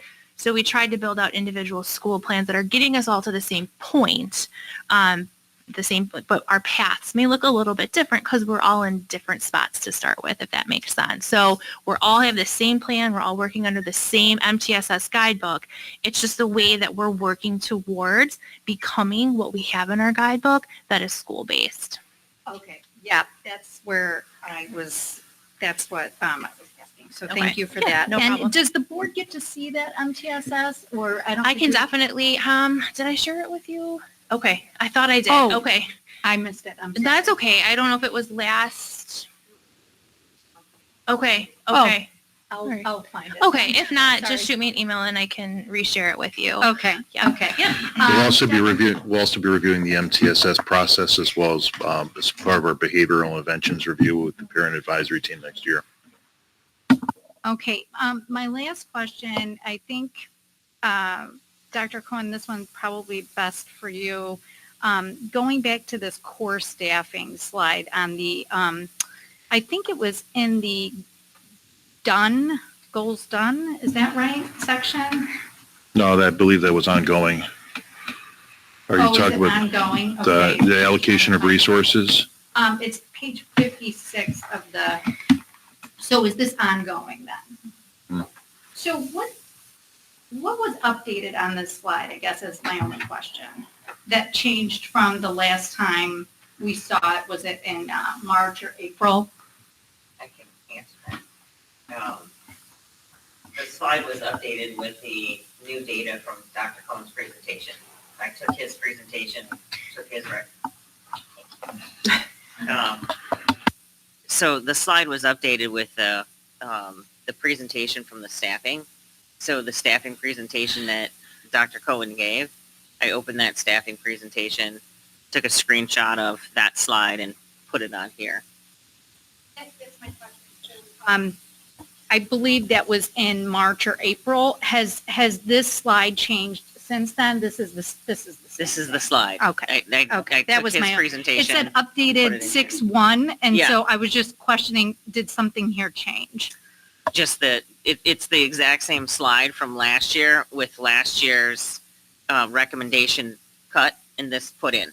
That's why I put the updated on there so you knew it wasn't last year's slide because it looks just like last year's slide, but it has this year's data. You'll see in all of Dr. Shaw's slides, she did put updated 6/1, a majority of them. Because they're ongoing. Yeah. Yeah. Because they're Yeah. they're But ongoing. the actual staffing recommendation, I was in the room when she did it. She like literally copy and pasted the Yeah. slide and put it in this slide. So she has not changed anything on it. And so this says accomplishments for 21, 22, but ongoing. this is just this year, right? Right, that's the ongoing part. Oh, I see, the 24, 25, not, We built a template where it was 21, 22. This is what we accomplished. This is what we accomplished. This is what, and then these are the next steps. These don't really fall in that category because they're ongoing. So I left the accomplishments, and then instead of saying this is next, I put a comment ongoing, and here's this year's data. Guess I could have explained that when I went through it.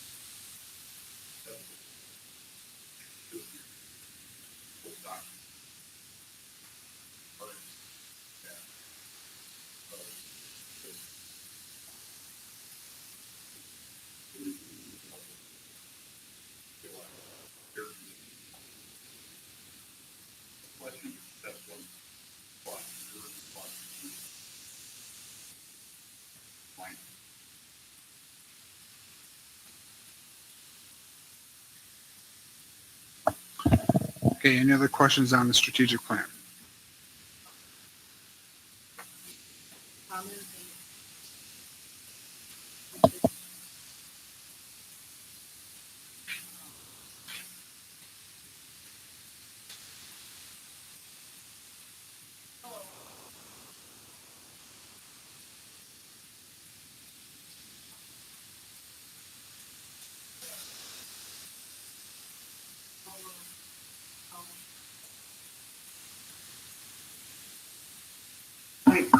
and maybe this isn't the right time to ask it, but I just didn't recall whether the area of concern was because that's something internal that we think it's a concern, or it's versus the state average. The state doesn't publish grade level averages. Okay.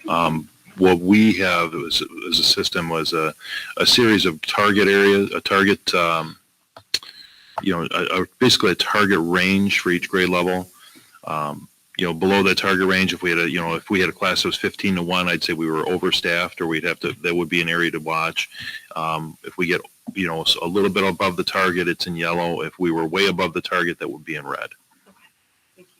And the target does vary based on grade level. We have lower targets at our primary grades, and then they increase as they get up to the junior high.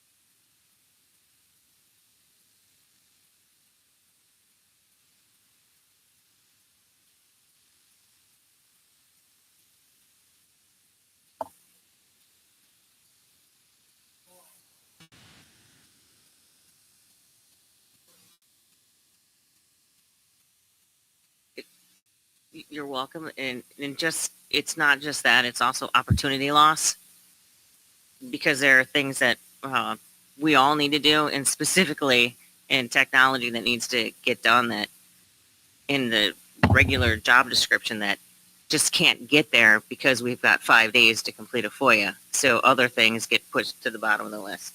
So it's also opportunity cost, which is hard we can quantify an hour, but it's hard to quantify sometimes. Yeah. Well, and not for nothing, this time of year, people have earned a vacation, but the FOIA does not stop. The FOIA clock does not stop if Lincoln takes a vacation. So Lincoln has been working on things from home. When he had to take a day, he's been working. It is challenging. So I appreciate his dedication to this. At point, Dr. Cohen, does the requester get denied because it's too frequent if it's the same people? Anything that yields more than 500 records, we will respond saying that the request is voluminous and ask them to modify their request.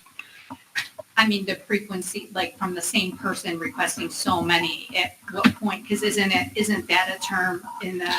It is, that bar is pretty high. We don't have anybody that's come close to that yet.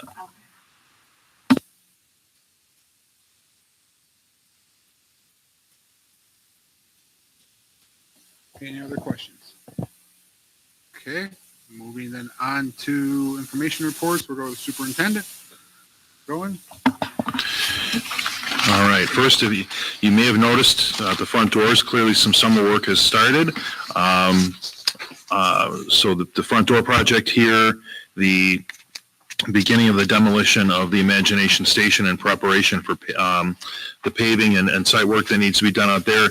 We are behind schedule there, but today they were working on it in earnest. In fact, at 6:45, right before the meeting started, I walked down into the hallway because I saw what looked like a cloud of dust outside the windows at the far north end of the building. I had to walk over to see it for myself, and they were still out there, loading materials and trailers and moving bobcats, and so they are working to make up some lost time. The chiller, if you live by the junior high, if you expected the chiller to go out with more fanfare, sorry to disappoint. They were in and out of there in a couple hours, taking out that giant piece of equipment with a crane, and now it's just getting the site ready for the new. I was there and saw it. I took pictures. I was walking. Yeah.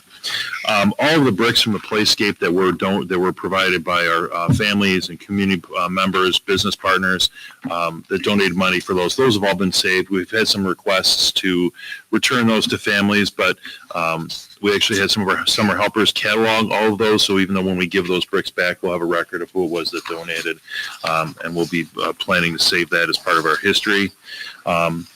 In my report, which is online, are all of our service awards. Kim Klapoff, who was here earlier, celebrated 30 years. Congratulations to Kim. Um, Music fees are part of my report. You have a memo in front of you asking us to retain the band and orchestra fees at $50, set the musical fee at $50. Prior to us adjudicating or administering the musicals, that was when it was run by the boosters, it was $125. This year we charge $25, but it is a very expensive program to run. This year we actually had a pretty small budget at only $12,000 for the program. Given the fact that there was a time constraint and so there wasn't a lot of set construction, I would anticipate that next year we'll probably have a greater budget for that. But with ticket sales at $5 a piece and with the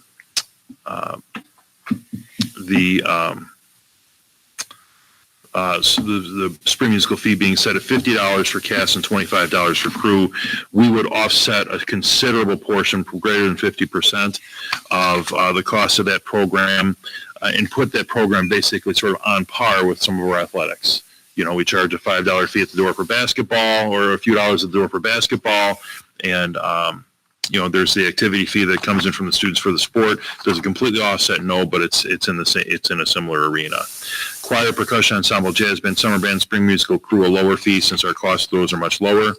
And then what was discussion amongst you know, some of the emails we received about the instrument rental fee. I try to give you some information on how much we've spent this year in maintenance of equipment. We spent about $2,800 in equipment. We've in just repairs, and that was during the school year. We sent a lot of instruments out for repair this summer and maintenance. That bill has yet to come in. I anticipate that number doubling to about $5,000. We purchased $1,600 in drums this year, and we'll purchase $580 in sticks and mallets for percussion. So we'll probably come out to somewhere in the neighborhood of $7,000 in terms of just maintenance of school instruments. So offsetting that with the $75 rental fee, I believe is very appropriate, in the same way that we charge students for Chromebook depreciation and the rest of the other resources that they consume. Puts it on par with the students have to go out and purchase an instrument of their own. We do have about $18,000 in instrument purchases on the horizon. I know Vicki and I traded emails today about putting together a proposal to the music boosters for that.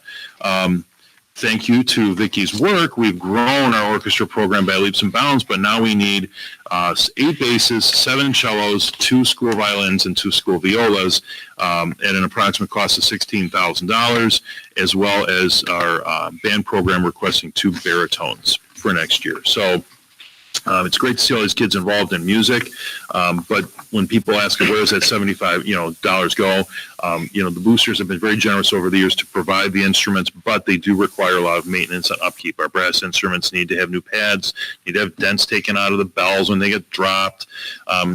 You'd be surprised if you have a 5th or 6th grader, you know how they treat things. And so these thousands of dollars worth of instruments get that same treatment here that your stuff does at home. So that's the recommendation I have for fees. Are there any questions on that? I don't have any questions, but I have something I'd like to point out to the Board of Education here. Before considering even approving anything like this, I think the board needs to consider how we justify approving this when we would not be paying, for, let's say, volleyball, baseball, what is it, the golf and anglers clubs, any of the extracurriculars, right? Music Boosters was there for a reason, and the kids fundraised for a reason, because it is costly for these instruments to be fixed, for the plays. Charging $5 for, ticket to a play does not cover. When I was doing costumes, would never have covered our cost for the costumes, feeding the kids. And I just really can't, in my mind, justify approving something like this when we have all these other extracurriculars that we would not be paying, the district would not be paying for. And I don't think we'd be doing our fiduciary responsibility by doing this. Before we can consider it, I would like an audit to be done, and I would like to see the last 2 years I guess school year 22-23 and 23-24 of the money from the boosters, because the last I knew, we had $70,000 in boosters. 50 was in the bank. The $20,000 is in reserve. Nobody's seen the money. Boosters has not been funding anything or paying any bills except scattered. The summer band money, nobody knows where that's at. And so I would like an audit performed for the boosters. So before we make any kind of recommendation or follow through with this. Are you saying, Anna, are you saying you want to audit our parents boosters group? Well, you want it in our district. I want to know where the money is. I understand what you're saying. Yeah. And you're saying that you would like that done before the board does what? Before we're going to go forward with the district funding anything. Before the budget is approved? Is that what you Yeah, mean? I was doing bills with Dr. Shaw yesterday, and they still have to figure things out with where to put it and where the money's going to come from. So I don't think, we're not looking at next year's budget right now. We're looking at approving basically the student fees that will be assessed. Is that right, Dr. Cohen? And there's not, I mean, really, we should be maybe approving a revised fee schedule. Or will that just be done? Well, we have not approved student activity fees on a yearly basis. The fees that have been approved year over year have been registration fees, lunch, milk, things of that nature, where you have commodities that are subject to change. And one of the reasons for doing that is we try and pass off almost the exact cost of the consumables onto families. We don't have the highest tax rate. We don't collect the most property taxes in spite of the tax bill. Sorry, but we've always been very fiscally conservative, and so there's always been that user fee to use things. As far as the music program is concerned, when I go back 2 years ago, one of the first musical that happened after COVID, it was The Little Mermaid, and their expenses for The Little Mermaid were probably quite a bit lower because that musical had been planned for 2020, but it got scrapped due to COVID. And so they had a lot of the same set pieces, et cetera. And, but I found out after the fact that there was a fee to use the Lincoln Way Central Auditorium of over $5,000. It's $6,000. This year it was $6,000. Involves hiring their staff. Anytime you turn those lights on, those bulbs are almost $200 a piece. I mean, it is not inexpensive. It's very expensive. And so I started discussions with Karen, with Mike, with Victoria about, the fact that these programs were entirely operated by basically by an outside group. And I did seek to put them on par with our athletic programs, because the expenditure for something like the musical isn't that dissimilar from our overall expenditure for something like boys basketball or girls basketball, where you have multiple coaches, you have buses and transportation, you have officials, you have, the equipment there is minor. You buy a new rack of basketballs. I don't think we ever had to replace backboards in a really long time, but there's a significant cost, and the $50 fee for the participation does not come close to offsetting that cost. The $50 fee combined with some of the gate revenue from the events gets it a little bit closer, but it's not going to close the gap. If we wanted to talk about student fees in general for extracurricular activities, that is not a project that could be finished in a month or even in 3 months. As far as setting fees for 24-25, I agree with you, Anna, that I do think looking at programmatically, what does it look like? Our music booster relationship has been very different than the athletic booster relationship, or a PTA relationship, or a foundation relationship.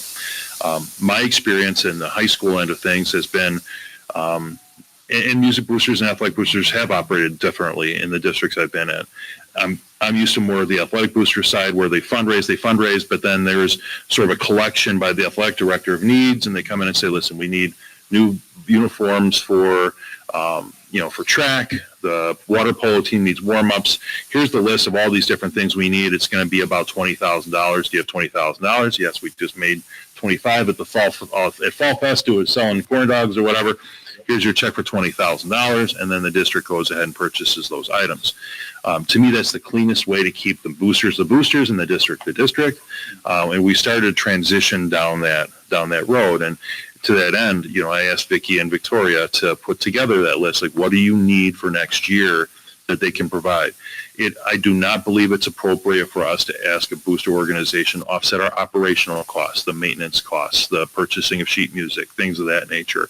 Those are things that if we're going to provide an extracurricular program, we do have some degree of responsibility, I believe, to support as long as we have the capacity to do it.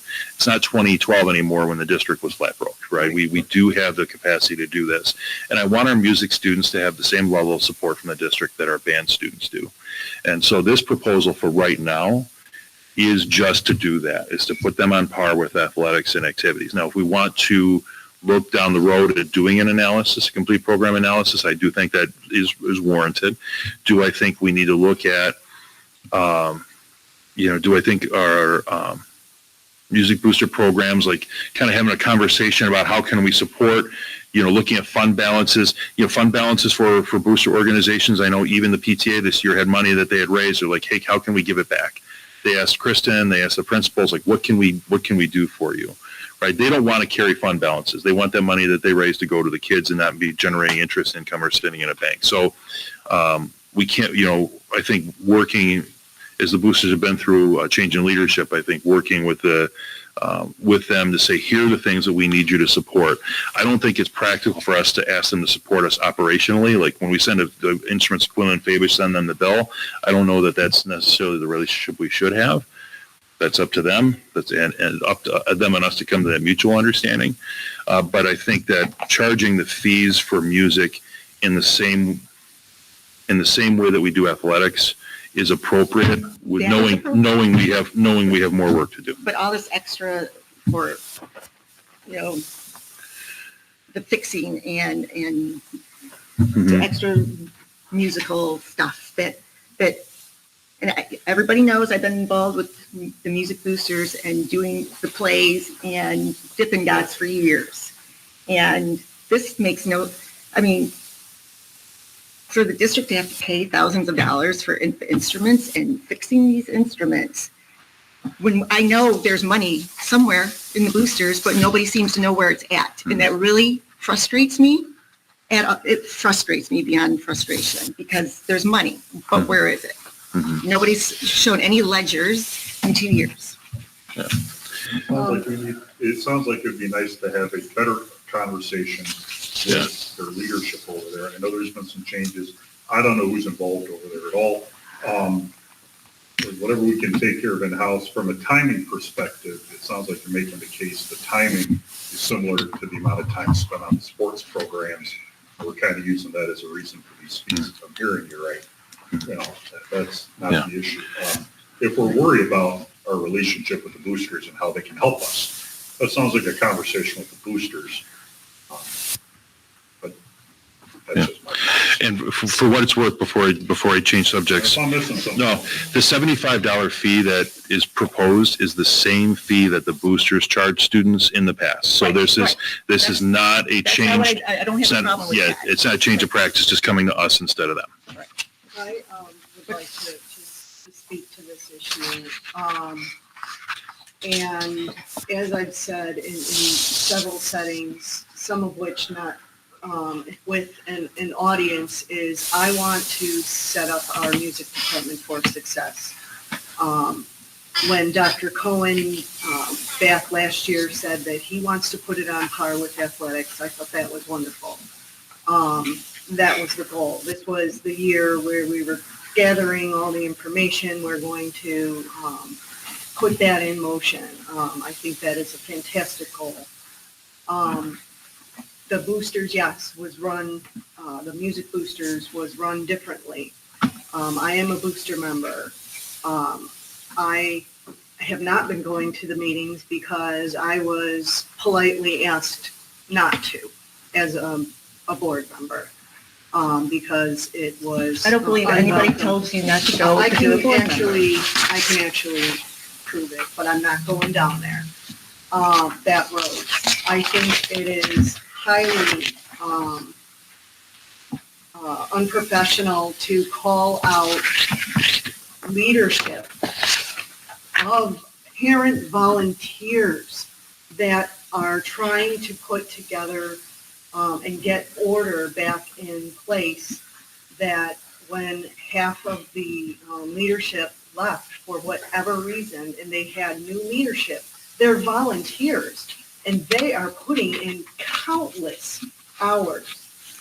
And to say you have no idea where the money is, there has been financial reports done.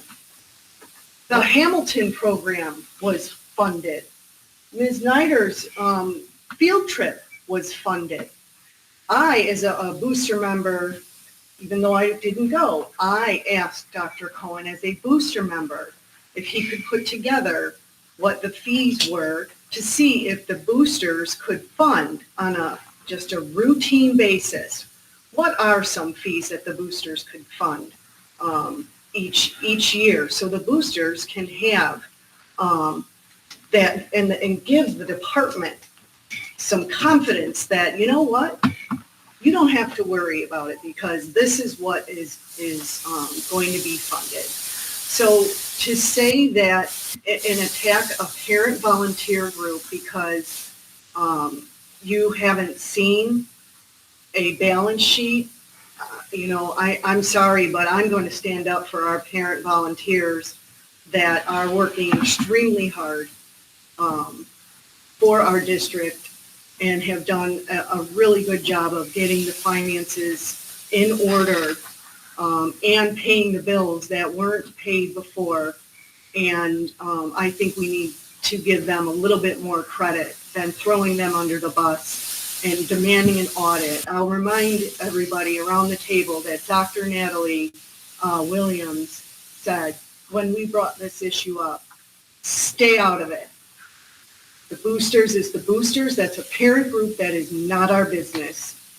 But I you're the felt one who brought compelled. this I to the felt table to compelled. bring it Yes. to district payments, for the district to start paying for all this stuff. So, No, this was Dr. Cohen wanted the district to put the music department on par with athletics, and I support that.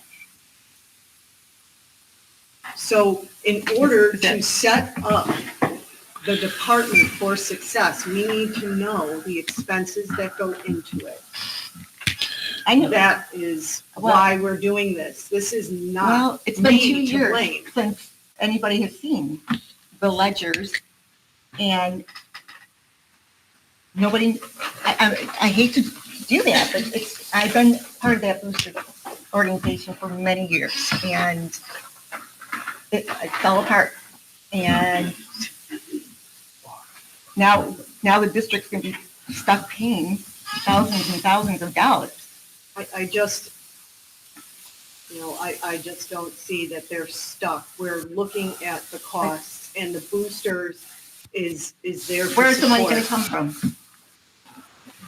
The boosters has offered to help fund it. The boosters needs the information, and I'm not willing to throw them under the bus. Well, after I see an audit, then I will feel better about it. That is not for us to demand. Can I say a couple things, Julie? Please. We've been talking about this for a year, okay? And when I requested the exact same thing as what you're saying a year ago, I was, oh my God, I can't even believe the reaction that my fellow board members and the community gave at this. And now 12 months later, you're saying the same thing. I mean, we've already went down that road. It was ugly. And I don't think we should talk and suggest that now. I think we're beyond that and we have to move forward. The fact is, our district has made it perfectly clear that we are a district that supports the music program. Absolutely. We want music here. We all care about it. We're all invested. We want to support it, right? And that means it's going to cost our district money, period, point blank. And if the Music Boosters organization wants to help out, then that's icing on the cake. But we cannot depend, nor can we control a parent organization or intimidate or audit or do anything like that, right? So we need to keep it in our house and figure out what's it going to cost, do we have the money, and put it into our budget. We've been talking about this for a year. We need to just move forward, but I would like to hear from Dr. Cohen. You know how I feel on some of this, and I think comparing the music program to our athletic program is a worthwhile comparison, right? Yeah. So we do want kind of to look at if somebody is choosing sports, how does it affect the pocketbook of their family versus somebody that might want to play an instrument versus somebody that might want to do both. Yeah.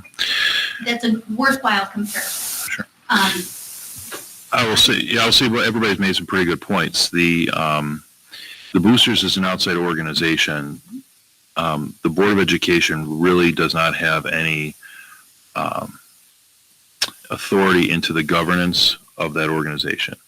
The only thing that the Board of Education controls is the recognition of those groups which are affiliated with the school district. And we have four. We have the PTA, the Foundation, the Athletic Boosters at the junior high, and the Music Boosters. Outside of, we can recognize a group, we can choose not to recognize a group. That's really the only authority that the board has in terms of their governance. Now, that said, I don't know how much the Hamilton expenses were this year, or the field trips for to the Governor's State for the orchestra. I have not looked at the financials. I know there has been some concern about the fund balance that's being carried. So if there is a large fund balance, it probably behooves both the boosters and serves the district well to find some way to spend it, which is one of the reasons why I've asked Vicki and Victoria to, one of the reasons they're putting together that proposal, and why Vicki emailed me today is because they just had instrument signups here in the spring, and so now they're figuring out what is it they need for the fall. And so the $18,000 expense is an opportunity for the boosters to spend down some of that money that they've raised. And because, again, I don't think any of the outside organizations want to hold on to a balance. Right. The whole point would be if you're going to fundraise, you could turn around and give it back. Foundation does it every year. The PTA does it every year. And I know the boosters do too. Boosters want to do that as well. This year, because of the relationship changing, we have not asked the boosters for a significant amount of money. Now, they did fund the field trips. I know early on in the year, there was music stands purchased, about $8,000 in music stands. And I think there was some discussion about the boosters supporting that, not the current leadership, previous leadership. The district wrote the check, was not reimbursed. That's okay. We move on.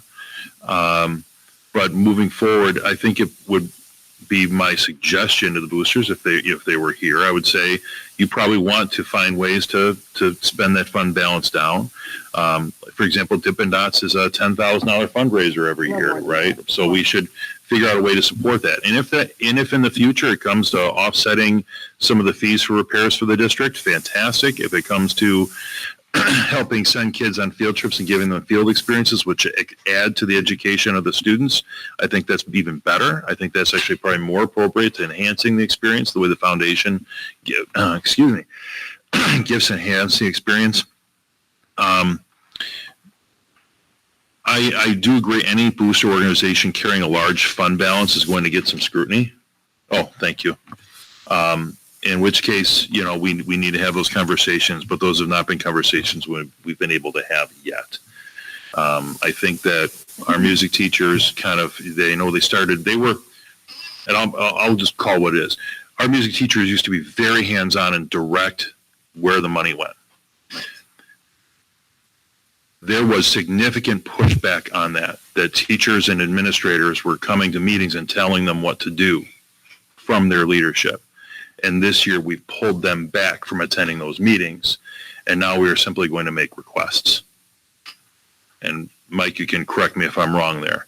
That one of the critiques of individual directors was they are telling us what to do. That had been the relationship 4, 5, 8, 10 years ago. It was not the relationship the booster organization wanted now. We were changing that relationship. We did incur a lot of costs this year, about $24,000, $25,000 to support extracurricular music programs, offset to some degree by some of the revenues from the musical, both in the student fees and then the gate, So, and actually, I shouldn't say that. The $25,000 was not inclusive of stipends. So, music programs can be very, very expensive. We try and make the cost as little as possible, absorb some of it, and having a healthy booster organization helps to offset that. I do think a conversation with them is warranted. We cannot compel an audit, but a conversation is warranted to have a discussion about fund balance and how we can use that fund balance to support the things that are going on in our music departments at both of our both MIS and junior high for their extracurricular programs. And if there are any needs for our curricular programs, and music boosters are within their purview to donate to those as well. I know that Rachel we've talked about that in the past, like what can they do to enhance the experience for our elementary kiddos, even though they're not participating in band, orchestra, or choir yet. That's a great opportunity to introduce more music to our kids at that level. So, this is a process. This is a process. This year, I feel we have a year under our belts. We don't have any data prior to this year. This is our first year running the program with Dina and Rita paying the bills. And now we have a kind of a track record of those bills. And as time goes on, we'll see what the trends are and what our needs are, and be able to budget a little bit better than we have than we did this year. And every year we'll get to fine tune that a little bit. And then we need to find ways for our boosters to support. But we are now starting to kind of feel each other out a little bit and kind of learning how to dance with a new partner. So. And anybody who knows me knows my passion was, I was on that team to get the music and arts back into this district. So for someone to say I don't support music and arts, my daughter was there for the longest time. She did all of it. I support the music program 100%. I just don't know what happened to the booster program. So Dr. Cohen, you mentioned having a discussion with the boosters. As we bring this in-house, I am unclear who owns the music side of things in-house now, right? Is it the music directors? Is it the principals? Is it the, who facilitates? It's clear that we don't have, the board does not have oversight over parent organizations. So right. Who facilitates that discussion and in-house, right? To do that? Is it Dr. Roland? I'm just trying to understand, we don't have oversight. So how do we make that meeting happen and to make sure that relationship is healthy between the district and the music boosters going forward? I think it would be Dave, Mike, Terry, and the new superintendent to sit down and have that conversation. Terry, because she helps build the budget. Mike and Dave, because they oversee, these are programs that are in their buildings, their extracurricular programs. And then, the superintendent there to help guide the discussion. But really what it boils down to is, what does the music department need? What do the teachers say they need? And then the boosters are there to fill that in. That's the way I see the relationship being healthy and moving forward. Can I ask a couple of questions too? I share Eric's kind of confusion on I guess the chain of command or the org chart of the music department. Does that pinnacle to you, Dr. Rolanitis, or what does the org chart of the music department look like?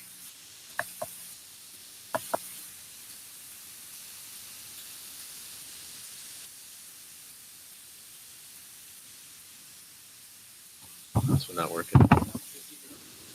Oh, okay. Well, I'll talk to both of them. So I think the principal of the building is in charge of that program. We have oversight over that. When it comes to athletics, I have an athletic director, so the athletic director is in charge.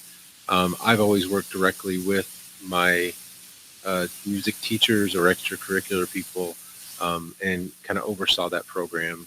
And they've come to me with questions that, literally, like we said, up until last year, they were at the Music Booster meetings, and Music Boosters did pay for a lot of things. So this is a change. This is a change. So, it's just always been it had always been a very cordial relationship, and for whatever reason last year it became not so cordial. And so we pulled back. I was the last one to pull back, and just say, like, you guys figure you don't want me here. You figure it out on your own, and I'll run the program here to the best of our ability. So I guess my kind of attitude is that right now we're funding these programs. I'm overseeing these programs. If the boosters want to give us money for something, that's on them. I mean, I can tell them this is what we're spending money on, but at this point they're going to need to come to me to ask what I need, because I'm pretty much been told hands off. So I hope that answers your question. I'm in charge of the junior high. Dave's in charge of things that happen at MIS. Obviously, money-wise, it's the superintendent and the business managers to say, this is how much money you have. This year, we didn't have but we were figuring it out. I'm not saying we didn't have a budget, but we didn't know what that budget would be. So my number went red, fairly quickly, because we were paying everything. And it was way more than we've spent in the past. Because Music Boosters did pay for some things. I'm not going to deny that, but a lot of it was old bills that incurred under the previous officers that just weren't given to us. We were getting bills from February, April of 2023 that we didn't get until some January of 24 that just would appear. We didn't have a lot of the information. It didn't come to us, and we're very lucky that Quinn and Fabish has such a good relationship with us. They just kind of didn't know what to do either. So when those bills finally did come to us, we felt really bad. Booster said we'll pay for everything up to a certain point, because that should have been under our watch. We were paying everything then. And then starting 23, 24, we paid for pretty much everything. They did supplement with the Hamilton trip. They did with the field trip. There were they did a scholarship. There may be a few other things that they paid for between then and now, but they're trying to get themselves organized. I don't know where they're at on that, because I haven't talked to them for a little while. So I do want to say one other thing, just to be clear. Since I've been here, if you are in an extracurricular of any type, you pay a fee. The only thing I think that doesn't is NJHS, because that's an honor society. So everything else, we've always had band fees. We've always had these. At different times since I've been here, the boosters have collected it and given the money to district office. At other times, we've collected part of it, and they've collected their own fees or their own membership fees. That those things have been done differently. In the last few years, we've said, no, we're going to collect the fees here. So I don't want anybody to have the idea that these are new. These are not new fees at all. They've always been there. Some of you have been around long enough to know when we didn't have athletics, we didn't have band, and when it came back, those fees were exorbitant. We had fees of over $300 for different sports and activities for a little while. Then it was cut back to $150 for pretty much everything, which, obviously is detrimental to our programs. And then I don't remember what year it was. It was quite a while ago now, where we cut it to the $50 fees and the $25 fees. Was it 2013? And you're probably right. So we were able to get it back to where it was reasonable. It wasn't paying for the program, but it was a commitment to the programs, and it was a reasonable fee, like Dr. Cohen said. So I just don't want anybody to get the idea that these are new. They are not new. Okay, well, thank you. I mean, it's already going 9:20. We're not going to solve this tonight. I think what this, this could be a good project for the interim superintendent, possibly, to try to figure out the operating procedure and best practices for that. Okay. Eric, can I just say, I keep getting cut off. I would like to just finish my original thought. Dr. Cohen, with the budget that will be prepared for next year, what is your recommendation, or do you have a recommendation already with Dr. Shaw on, because the other thing that is confusing is, what is this? Because band, I thought, was co-curricular. It's a class. People get graded. If there's bad grade, non-performance, I think there's some consequences or, and so is this a class that we're funding as part of our curriculum? And what financial impact do we own just by having the class band? And then where does the line lie on what's considered then extracurricular? So there's two parts of this. One is about the budget for next year. What is currently the plan right now, or how is that going to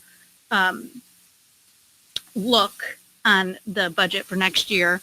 And then the second thing is defining, what is this an extracurricular, or how does the classroom fall into this? It is a graded class. It is an extra class. It's not part of the school day for any students that are in band, orchestra, or choir. So it's not a part of the normal school day. It is an extra, and so therefore there's the fee associated for that.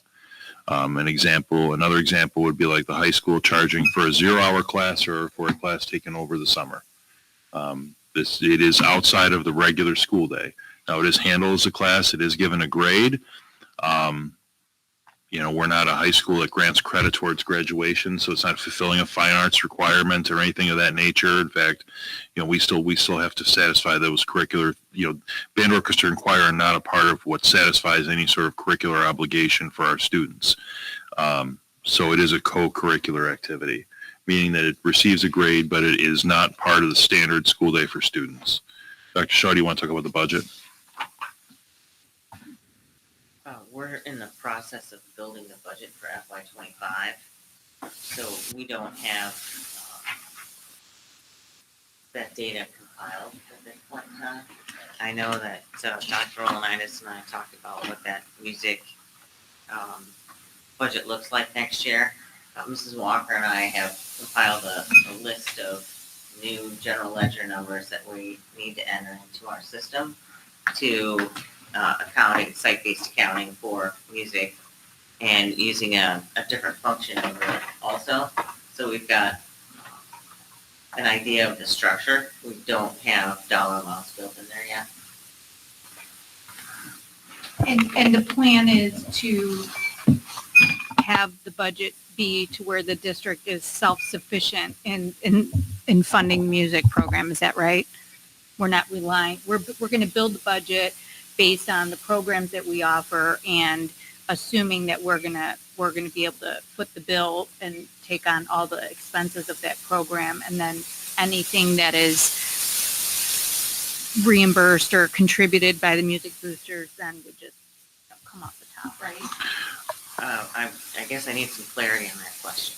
Are you asking me if I'm gonna build a music budget based on the revenues that we have from the musicals to make sure that we have a financial statement for music saying our revenues equal our expenses? No, I'm asking, are you going to build the budget based on some kind of assumption of an influx of money from the music boosters? I'm not building a budget based on any assumptions from the music boosters. So it's not going to be part of our budget. Okay. What we're building a budget on is based on what's currently known. Yep. And that's not something that I know. I will take that a step further. The $75 fee for maintenance of rental school instruments is based on maintenance. It is not based on purchasing or procurement of new instruments. That is something that the boosters have traditionally funded through their fundraising efforts. Again, using the example, we're going to be asking for $18,000 in instruments next year for our orchestra, We've spent orchestra and brass. We spent almost $2,000 on drums this year. If the boosters don't, if for some reason the booster organization tomorrow just up and disappeared, I'm not saying they would, but if they walked away and just said, you know, we don't have enough people to continue to make this happen, then I would not be recommending a $75 fee. I'd be looking at a much more expensive fee, because the cost of providing that equipment, if we had to go purchase and maintain, would be, now we'd be talking hundreds of dollars, because, you can maintain a brass instrument, but at 20 years, if it gets enough dents, et cetera, it's going to, it needs to be replaced. You can only solder and fix and repair so many times.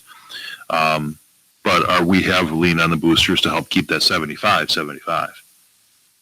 Okay, so you will assume some contribution from the music boosters inherent in the. Yeah, not from an operational perspective,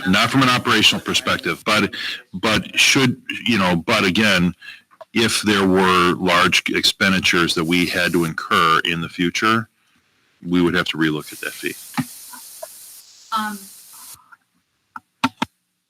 For fund accounting and for your site-based accounting, is there a best practices distinction between a extracurricular activity, a co-curricular activity, and a regular class cost of education? Just normal. Is there any distinction on your financial statements that's typical of a co-curricular activity? We have a student activities line item for each school in our revenue side. Are you asking about the revenue side, expenditure side? If we're talking about site-based accounting, that's expenditure. So that's based on where they're located. We have, for whatever we spend, you take a look at what the ISB budget looks like, and you have different functions, and then we can get down a little more granular in each of those functions based on, we've got, 1101 is our general ed. You ask about general ed K-5, and then we've got a 1102, which is Dr. Rolindis' budget. So those functions are regular ed. So we had some, and then we've got a function for 1500, which is athletics. And so we disaggregate what we spend on athletics. And then we're going to introduce some music functions. And so we'll have a different line item for music. And then within music, we'll have, we're purchasing a piece of equipment that costs more than $500. We've got a line item for purchasing something that costs more than our capital threshold. I don't know if we will, about $5,000. We've got a line item for the rental of the auditorium. So based on what we buy, we have to break that out by the object code, and then by building, and then by function for whether it's a sport or music. I guess that's my question is, for example, would some cost of the band, which we're saying is a co-curricular activity, be different than the musical, which would be an extracurricular activity? Are those separated out, or are they all going to be? May I make a suggestion? It is now 9:30, and we're discussing the minutia of budgeting. We have a lot of items to get to. I agree. I recommend, Kelly, that you sit down with Dr. Shaw and Dr. Cohen separately to get these questions answered. None of these are asked ahead of time, so let's just maybe meet separately and move forward. All right, we'll move on then to Assistant Superintendent of Instruction, Dr. Johnson. Dr. Cohen, were you finished? I just wanted to make sure. Okay. In my report this month, they provided a little blurb about the end of year administrative retreat that we held a couple weeks ago. It was a good time for all of us to get together, reflect on the progress of our focus areas and goals from this past year, as well as think about next school year and where our focus will lie. I provided a quick update for you regarding where we are with our advanced learner programming review with Northwestern, as well as information that our e-learning plan will be an action item this evening based on the information that was presented during the hearing. I did want to take a quick second to say thank you to Jen Volpe for being a great team member for a good chunk of the year. We appreciate all you did for our team. Thank you to Kathy as she goes out in her retirement. I will miss having a stickler for attention to detail to laugh with. And then I want to say thank you to Dr. Cohen as well. I have immense gratitude for all your support and your guidance over the past couple years. I still feel like we have a lot of unfinished work to do together, but I wish you the best on your next adventure. Okay, any questions for Dr. Johnson? Okay. Mrs. Volpe. See if this one goes. That one will be checked first. All right.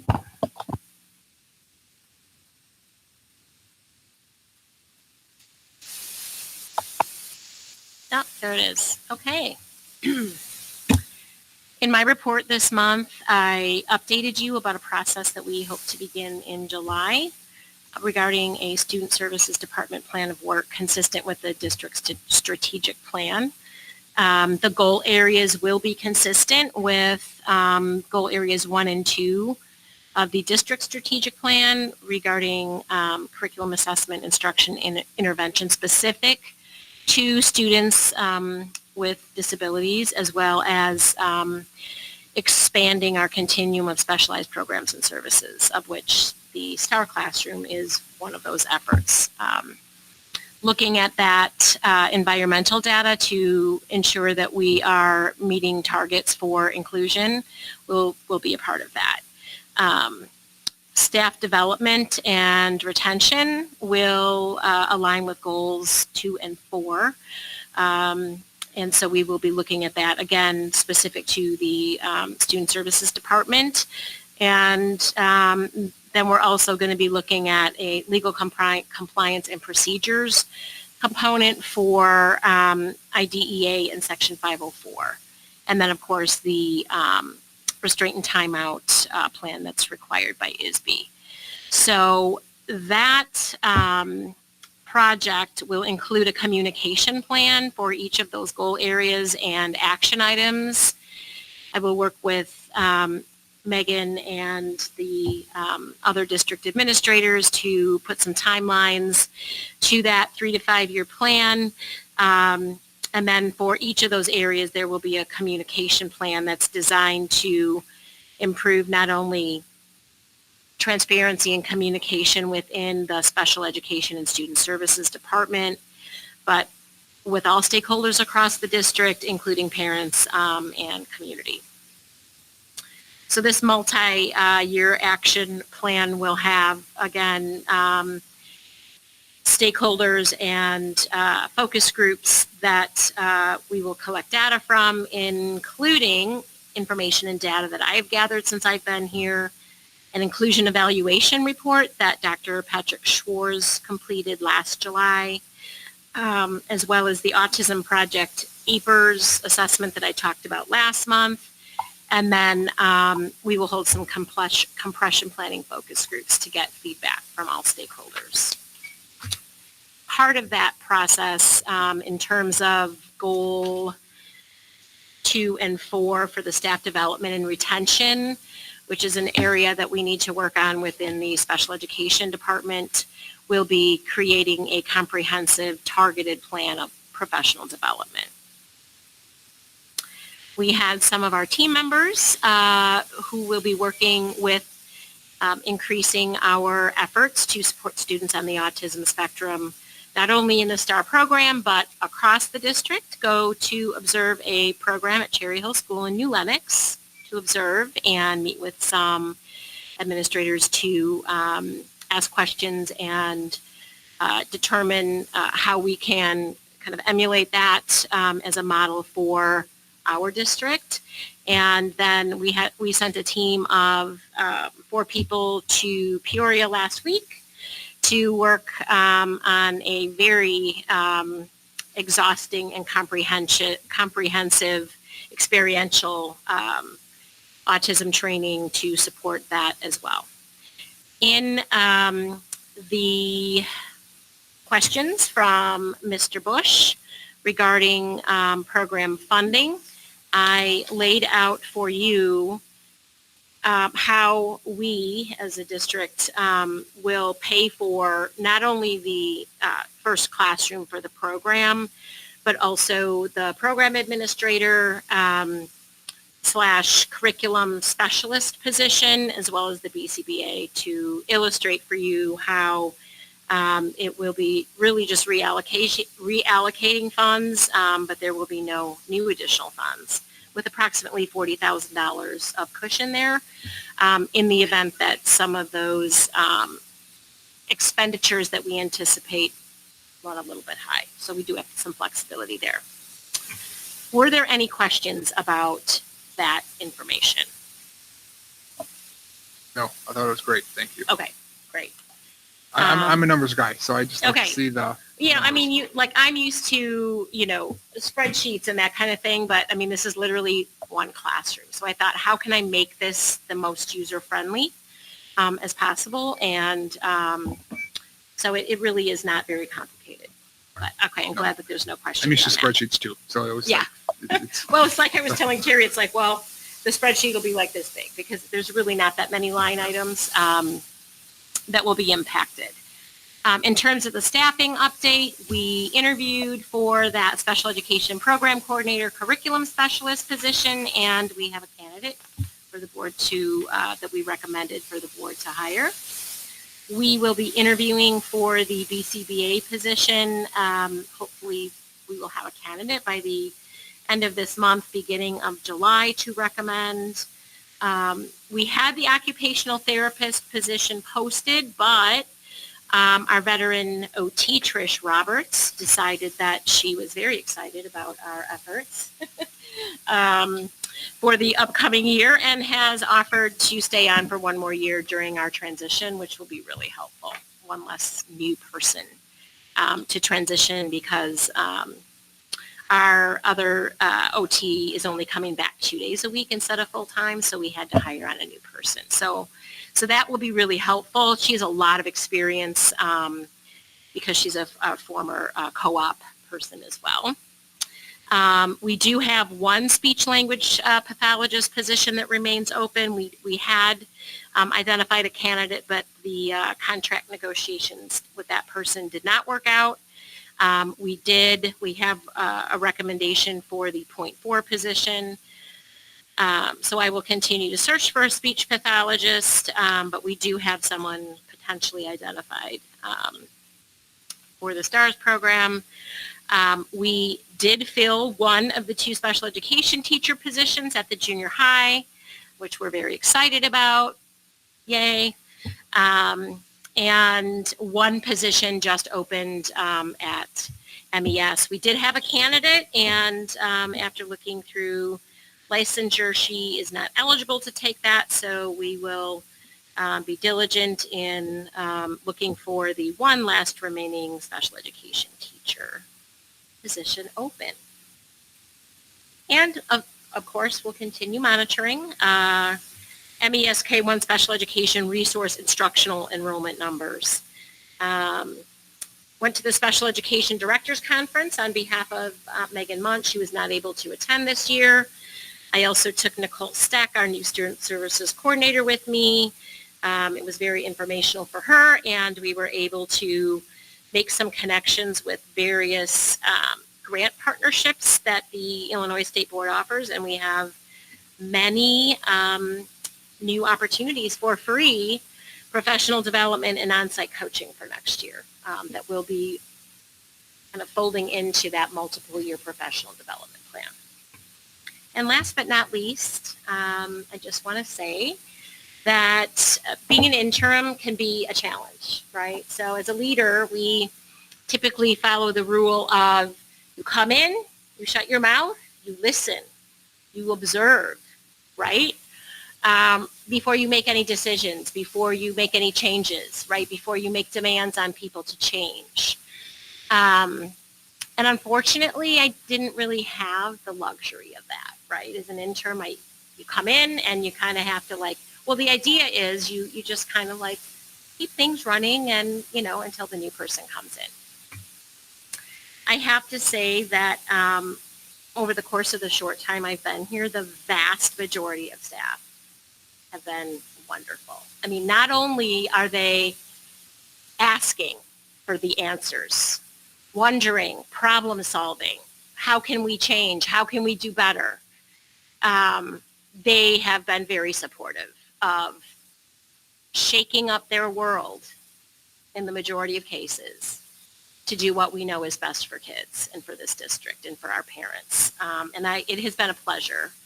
And I will miss everyone. And I just really am excited that we are challenging the status quo. And I have all the faith in the world in our new staff to carry on. And I'm looking forward to retirement, but I will always try to keep my eyes on, what's happening here. And if there's any ways I can help, maybe we can talk about that. Thank you for the opportunity to serve in Mokena. You're welcome. We'll miss you as well. You know where to find us every third Wednesday, roughly. I'm thinking about it. Just saying. I'm thinking I about know it. this is an odd month to do a holiday, but usually the third Wednesday. Yeah, okay. I'll keep. Just saying. Okay, any questions for Mrs. Volpe? Thank you so much for walking through and so much detail with me to ensure that I understood the funding. Last board meeting, I had expressed that I think we're moving fast. Yes. And really appreciate you taking it and show me why it's moving so fast. And the budget behind it. The framework that you have built and the teamwork that you showed in building it was just really phenomenal. Thank you for your work. I think the team that you put together is unique. There's done so well. You've done a really great job. So thank you. Well, you're welcome. I can't take all of the credit for finding the team, but I appreciate it. Well, the district is very grateful that as an interim, usually, I think we talked about this last month, the easiest thing is just kick the can down the road, but that's not what you did, and that's not what's in the best interest of the students to, not have the right programs in place for the 24-25 school year. So by putting that in place as quick as it was, even if you have a whole year, you're never going to have a perfect program. So, being able to put it together that quick was pretty impressive for everybody involved, the teachers, administrators, and you. So, Thanks. Good job. And I do want to say it has been a pleasure to work with Dr. Cohen, and I hope that he'll be in my backyard. So hopefully we'll, be able to have visits in the Naperville area very soon. And it has been really a pleasure to work with Kristen. Gosh, what a professional, and Terry, everybody. It's just really, I'm going to miss you guys for sure. So. Third Wednesday. Third Just Wednesday. saying. All right, Dr. Shaw. Thank you. Well, I will be sitting next to somebody new. So, again, anyway, we'll see. All right. So thank you, Jen. Yep. And so as I move along, also Dr. Cohen for the last 4 years. Good luck in your next. And thank you for the support in my department. And we have accomplished a lot in 4 years through the strategic plan, through our referendum, Fund 21. We've accomplished a lot. And then also, when you guys take a look at the board pack, there's a lot of my stuff in the board pack on a month-to-month basis. And so Kathy works with me very close. I've worked with her super close for the last 5 years. Spent countless hours in there building those board packs. If you don't know, I'm her strong arm. So if people, including the superintendent, don't get their board reports to her, she's like, get on this person for me. So I'll be chasing people down saying, she needs a board pack. We need to get this done. So, I'll be there for you, Kelly. I will. Yeah. So Kathy, it's been a pleasure, and I really will hunt you down in Florida and come stay with you. So yeah. Yep, I will. Okay. So in my board report, got a couple action items. the parameters resolutions for the working cash bond. We anticipate that sale to happen on the 15th. The parameters resolution kind of is the guiding document for here's what we'll accept.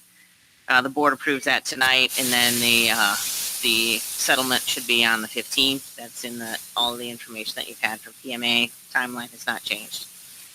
We have the transportation health insurance. We talked a little bit about that last month. The information in the board pack shows you what it looks like with 2, with 6, and with 10. And then our plan that you saw in the strategic has 2 in that because we had 2 drivers qualify through ACA. And then we also have the MJHS bathroom partition bid award. So we had that public bid. We had 3 responsive bidders, and we, after tonight with board approval, we'll enter into a contract with the responsive low bidder.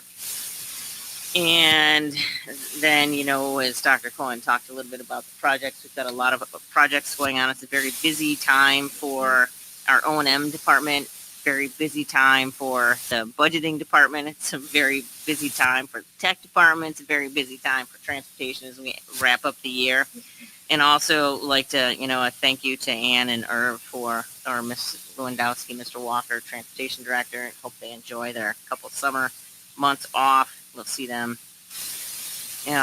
shortly in August. And also a little shout out to Kim and HR. Kim Spancic's done just a great job with open enrollment. Super thrilled with everything that she's been able to accomplish in that area. And I don't have any information for action next month, but there's a couple that have been postponed to next month because I have not gotten the bids that I needed to bring forth. So I anticipate bringing those forth in July. The MJ shed will probably end up doing that project in August, September, because we're not going to be able to get it done, and it's kind of out of the way. And then the seal coating in the parking lots, I don't have those numbers from our vendor at this point in time. And our budget is kind of on path. When you take a look at it, we're at 90% on the ed fund, and we're 11 months through the year. We're in a good place. Okay. Any questions, Dr. Shaw? I have a quick question. Dr. Shaw, the building, you said the storage building, Yep. you didn't get 3 bids back? Is that the? So we were going to do that project in a manner where we were going to build the, from the co-op, how we've done the joint purchasing cooperative agreements. Mm-hmm. We did the playground with that manner. We originally thought we were going to get the building through the purchasing cooperative and then get bids for the trades and then get individual bids for the trades. After looking at the cooperative actually has construction through that cooperative. So we were looking to work with one of the vendors from that cooperative to put together a comprehensive package, which includes the trades, concrete, and the building. And we weren't able to get all of that from the vendor done in time for this meeting. It's going to be done through the purchasing cooperative, so we will not go through the RFP process. Okay, and then the seal coating, yeah, same thing. The vendor that we requested that is doing our paving, we requested from them a quote for the seal coating and the parking lot repairs, and we've not gotten those numbers back from them. We just don't have the numbers back from them. Anticipate that that entire project will be, I'm going to say 15 to 20,000. It's going to be somewhere in there. It's not going to be a number that's above the 35,000 bidding threshold. But we just haven't got the numbers back yet. Yep. Okay. Next up is Mr. Henson. All right. Just real quick, I only had 2 items on my agenda here. One was the summer work update, which we alluded to a little bit earlier. We do have the audio enhancements equipment installed in the kindergarten wing. It's really nice. I recommend checking it out.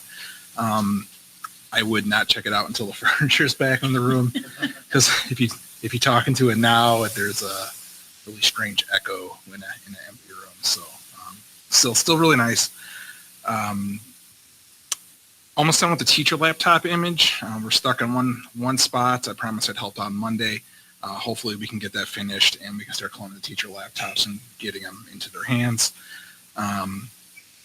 End of year state reporting and Skyward rollover, that's on track. I am going to visit with Josh. We're going to do kind of a dry run closer to the end of June just to make sure everything's going to go smoothly come July. I also had on the network refresh on the agenda. We did get the switches in place and installed and registered with the controller. We did not configure them yet, and that was at the recommendation of Ruckus, the vendor. They recommended we have the cloud path fully set up before we send out the configuration. So just waiting on that. We are meeting with UrbanCom again tomorrow to hopefully get the access point squared away, register with the controller, and hopefully delivered to the rooms they're going to be installed in and ready for the next steps with that. And then lastly, I'd like to thank Jen, Kathy, and Mark for helping me succeed here at Mokena. And I'm going to miss you guys, and I really, truly hope the best for you and your future endeavors. So that's all I have. Okay. Any questions for Mr. Henson? Okay. Anna, you're up with Lincoln Way Area Special Education. No, Chris? Come on. All right, well. They're here in spirit. I know. All right, for financial, actual numbers are starting to come in just slightly better than Mr. Englert projected on the expenditure side. So no surprises from what has already been discussed. For the member districts, the June 1st bill they receive will only be for transportation operations and maintenance and will be estimated 20% of the 24-25 costs for those funds. This is done every year in order to provide cash flow in those funds for lease payments and building projects. This will be due July 1st. So those checks you probably should have received already. At the time of my meeting, May 28th, Sarah said that they were sent out the week before. So, good. All right. And then I just want to read Mr. Romeo's note for everyone. Student information. This school year, we put strong focus on pushing students into academic general education class and had a goal to get to as close as 50% of our students in at least one academic general education class. This year, we finished the school year with 56% of our students in at least one academic general education class. In addition to the many students who are now participating in more general education settings, we also will be transitioning 4 students back to their home school for the start of the next school year. That will make 7 students total within the last 2 years. Like many schools, we ended the year with a variety of different activities. In addition to our students participating in all of the Mokena events this past month, we also did our own step-up day for our fourth graders at MJH, a self-stellar program field day, and pizza and ice cream party. Family events. So earlier this month, we had our last family event, Muffins with Moms. We had the biggest turnout we've had for any event, with 16 of our students coming for breakfast with their moms and or female role models. This is awesome. Taylor Sellers, our SLP, worked extremely hard throughout the school year creating a virtual yearbook to share with our families. If you scan this code here, you will be able to bring the yearbook out for everyone to buy and take a peek at. Lego education and 95% intervention curriculum. Our Lego education materials are sorted out and will be ready to go for the summer. We also have our 95% phonics intervention curriculum ready to go for ESY in the following school year. Thank you. Thank you, thank you. Overall, I think that this year has been another great success for the Self and Stellar program. And I want to thank Sarah, Judy, and Mokena, the Board of Education, for all their support and everything they have done to support myself in our program. That's it. Any questions for Anna? Okay, moving on. We've already lengthy discussion on FOIAs. Action requests. Approval. Go ahead. Move to approve minutes for May 15th, 2024, regular session and closed session meetings, and May 23rd and May 29th, special session and closed session meetings as presented. Second by Lisa. Any discussion? Okay, please call the vote. Mrs. Briscoe? Mr. Bush? Yes. Mrs. McMillan? Mrs. Ost? Mrs. Tenney? Mrs. Zelinski? Mr. Andreessen? Yes. Okay, motion passed. Next up is district bills. Ms. Briscoe this month. I met with Dr. Shaw and went over to the bill. He's requested, the one for her to put the board expenditures in a column where we can look at easily see what the board is spending, and so that'll be a problem. So thank you for doing that. But when you do it. Excellent. So I move to approve the monthly bills. Second by Sam. Any discussion? Please call the vote. Mr. Bush? Yes. Mrs. McMillan? Yes. Mrs. Ost? Yes. Mrs. Tenney? Mrs. Zelinski? Yes. Mr. Andreessen? Yes. Mrs. Briscoe? Okay, motion passed. Next up is personnel. I move to approve personnel recommendation, 8C 1 through 8 is presented, subject to successful background check and verification of credentials and successful. Second by Julie. Any discussion? Please call the vote. Mrs. McMillan? Yes. Mrs. Ost? Mrs. Tenney? Yes. Mrs. Zelinski? Yes. Mr. Andreessen? Yes. Mrs. Briscoe? Mr. Bush? Yes. Okay, motion passed. Next up is consent agenda. Do it. I move to approve consent agenda items 8D 1 through 2 as presented. Second by Lisa. Any discussion? Okay, please call the vote. Mrs. Ost? Yes. Mrs. Tenney? Yes. Mrs. Zelinski? Yes. Mr. Andreessen? Yes. Mrs. Briscoe? Yes. Mr. Bush? Yes. Mrs. McMillan? Yes. Okay, motion passed. Next up is transportation health insurance benefit. I move to approve the recommendation that the district offer a health insurance benefit to bus drivers as presented. Second by Ms. Briscoe. Any discussion? Yes. I have a couple things to say. I just want to break this down. Again, we've talked about this twice already, once last month and once in depth at the Finance Committee meeting. So I just want to make sure our community understands what's on the table tonight and the impact that it has on our financials. Currently, we have 10 bus routes. Currently, we have 11 bus drivers, soon to be 10, with a retirement at the end of the year. Maybe that's already effectively done.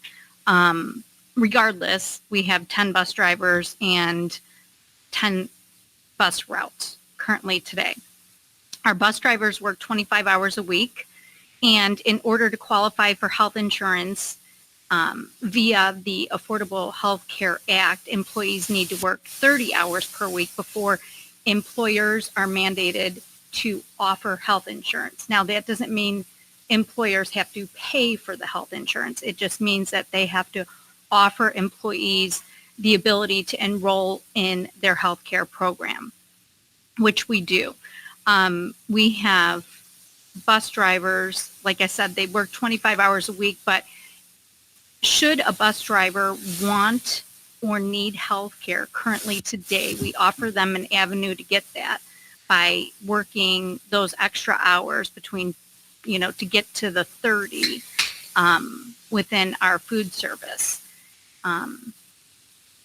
Not only does the district offer bus drivers the avenue to be able to enroll in our healthcare that way, but once they do reach that threshold, the district pays currently today for their employee level, the cost of an employee coverage, which is about $10,000. I'm rounding, about $10,000 a year. So if a bus driver today works 25 hours but needs health care, they can work those extra 5 hours and enroll in our plan, and the district actually pays for their coverage.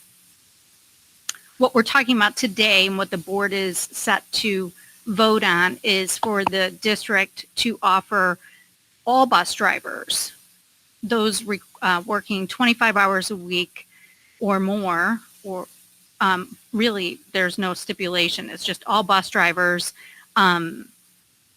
district paid health insurance. And so this is a fundamental change, and it's a very large expense. And so the business professional background that I have, I am used to making business decisions and evaluating different alternatives. When evaluating different alternatives, you obviously look at the financial impact of each alternative. And the board, as of right now, has no alternative presented except for we're going to pay 100% of the bus driver's insurance. Last month, we approved a 4% hourly wage increase for our bus drivers, which brings us to the point where Mokena is paying a higher wage than a lot of the competitors around us. For example, Lamont School District pays $20 an hour. Lincoln Way pays $18 an hour. We currently, right now, pay at least $23 an hour. So we're already paying a high rate compared to our other providers in our area. What the board was presented was a comparison on what other providers, other people that hire bus drivers, what they offer. Now, some of those companies do offer medical and dental insurance, but the board was not provided information on what is paid by the employer. So it's hard to compare when we don't have that information. So there are other providers that offer insurance, but we don't know what portion of that insurance cost is actually paid by the employer. It could be nothing. It could be everything. We don't know that information right now. So to say that we need to be competitive, I'm not even positive at this point that our competitors are actually paying for that insurance. With that being said, if the desire is to retain bus drivers, I think we should do that. I think it's important. We have, like I said, we have 10 bus drivers. We have 10 bus routes. We have the staff we need, with the exception of 2 sub-bus drivers, which is what we, I think, want. But to cover our bus routes today, we have those bus drivers. The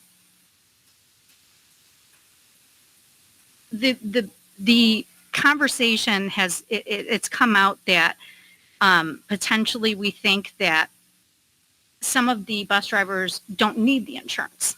And so we shouldn't project the cost of having 10 to 12 bus drivers take the insurance, because the reality is some bus drivers won't take it and they don't need it. So I guess my issue with that is, if the goal is to retain and the goal is to make it attractive for bus drivers to stay, I think we should evaluate alternatives that would be appealing to all bus drivers, not just those that need insurance. And, you know, potential wage increase or some other thing, some other alternatives, I think, should be on the table, where we could, or we should talk to the bus drivers and say, what do you want? If we offered insurance, it's not about offering insurance, it's about us paying for insurance. So the pay part is the problem. The transportation fund is at a deficit. That word is scary. And I'm sorry? So we just bought buses. That's why. If we're going to call. Well, we just did a working cash bond to pay the buses. So the buses, the cost of that, the 2 buses isn't even, it's coming out of a different fund. The transportation fund is at a deficit. That word is scary, and it should be. Money doesn't grow on trees, right? So this is what we teach our kids. The money's got to come from somewhere. It's not going to come from our taxpayers. We don't want that, right? So it's got to come from somewhere. So I'm hearing, does somebody Is this a discussion or is there a question for the board members or is this a audience for the community? I'm talking to the community. Is that okay? Yep, that's what I said I was. So, Well, there needs to be a level of decorum here, people. yeah, Let's keep that, okay. please. If I can continue, that would be great. I keep getting interrupted and now I got to take a second here to figure out where I was. So, transportation fund. We are at a deficit that is without the expense of healthcare. That is without. The money has to come from somewhere. We have a finite amount of money. And the impact of this, according to what I calculated, was $750,000. It's huge. It's huge. It's round numbers, $10,000 a bus driver, 10 bus drivers, 12 bus drivers. You're talking at $100 grand, $120 grand a year. We project the cost of healthcare to escalate 8% year after year. That's what we use in our internal projections. If to come somewhere, our largest fund is the educational fund. Now that is the fund that pays for teachers and pays for aides and pays for people in the classroom. And my gut check is the core staffing. My gut check is seeing those ratios we looked at earlier today that are not where we want it to be. And if we're taking money out of one fund to cover the transportation fund that's already in a deficit before this expense, we're getting further away to getting those ratios in our classrooms more appealing. We've not done anything for core staffing the past 3 years. And I have a hard time not doing what's best for our bus drivers. I want to do what's best for our bus drivers, but the amount of money that we're talking about when we're in a deficit situation and we're going to have to move that money from somewhere else, to me, it's just like what you said earlier, Jim. The money should be in the classroom, and that's what we're getting further away from that because it's got to come from somewhere. Our largest fund is the educational fund. That is what funds core staffing. That is what is the classroom. And this, I'm not even positive it's necessary. We've seen no alternatives. Once we offer it, it's gone. It's a huge impact. It's a lot of money. And it would make me feel great to say we pay for our bus drivers' health insurance. I think we should offer it tomorrow, but paying for it is a different story. And we've not seen any alternatives, and we've not seen even data saying that it's necessary. To me, we're paying one of the highest hourly rates already in the area. We have no data on if our competitors are footing the bill for the insurance that they offer. We don't know that. They could not be. And we have all the bus drivers we need right now. So I will not approve this. I think it's a bad decision. I think we're getting further away from increasing our student teacher ratios in the classroom. And this will impact the district for years and years to come.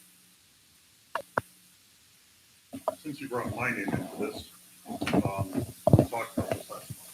We talked about that at I'm wrong. Well, you'll help me. 10 o'clock. We have a transportation fund. We are not pulling money out of the classroom. I may not like this idea for an entirely different idea, but I'm not going to opine on it. What I am going to say is there's two people in there with need coverage. They have the ability to work extra hours to meet that requirement. As far as the ACA is concerned, people can go and help your doctor if they do not get health insurance. It's where you get government subsidies to help pay for a quality plan to help themselves. Not every plan can offer health insurance. As far as what we pay versus competitors, we talked about all this before. It's not front. This is not a $700,000 expense. It's not. If you like it, don't vote for it. Let's be real about that. And if we're talking about deficit, let's also be honest.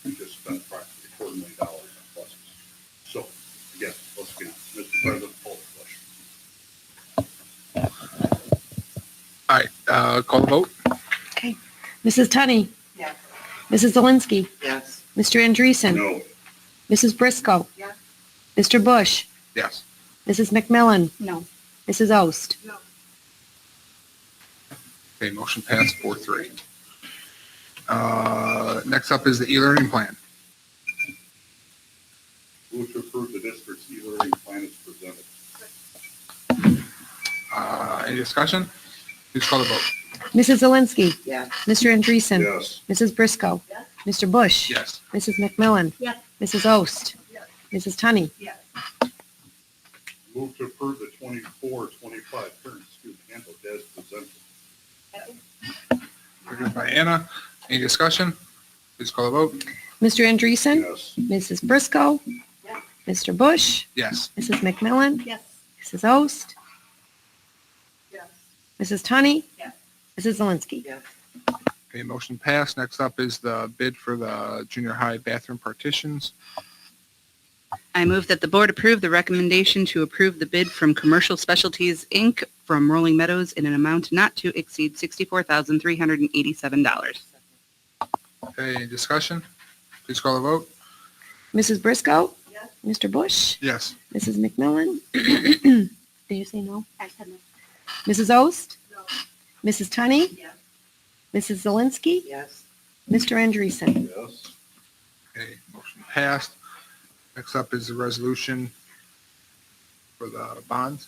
I move to approve the resolution providing for the issue of not to exceed $250,000 taxable general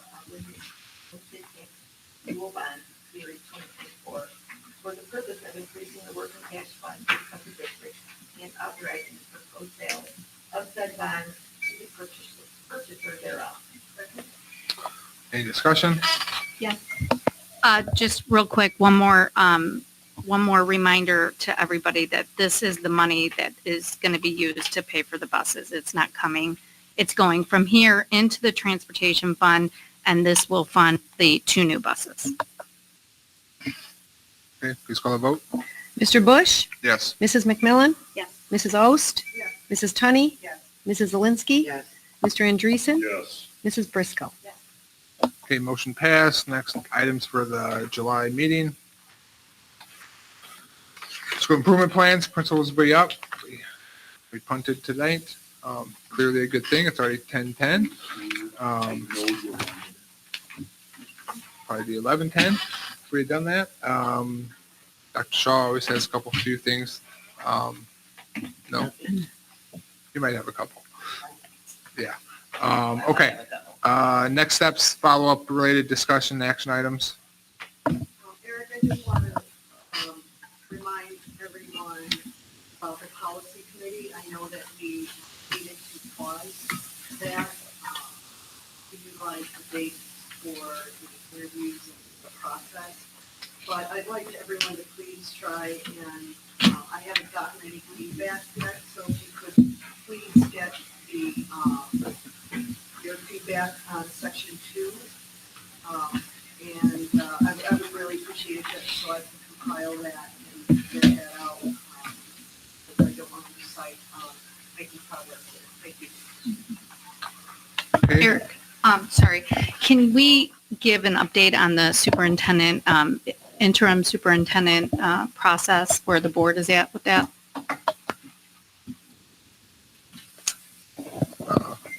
Sure.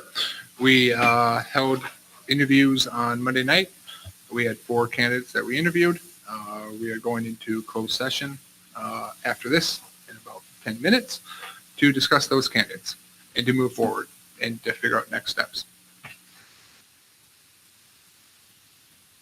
Any other update? I think that's pretty succinct. Okay. For the good of Mokena.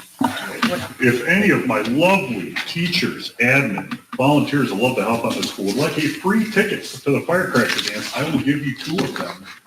Just my little way of saying thank you. And anybody that wants them, come on over later.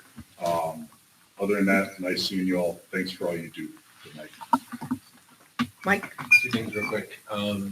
First of all, we won't meet again until after the 4th of July parade, so please look forward to seeing the the Meteor Marching Band and Mokena Marching Bands. I'll be the guy in the truck in the air conditioning, waving at you with a flag out the window. So and we will have the DARE students.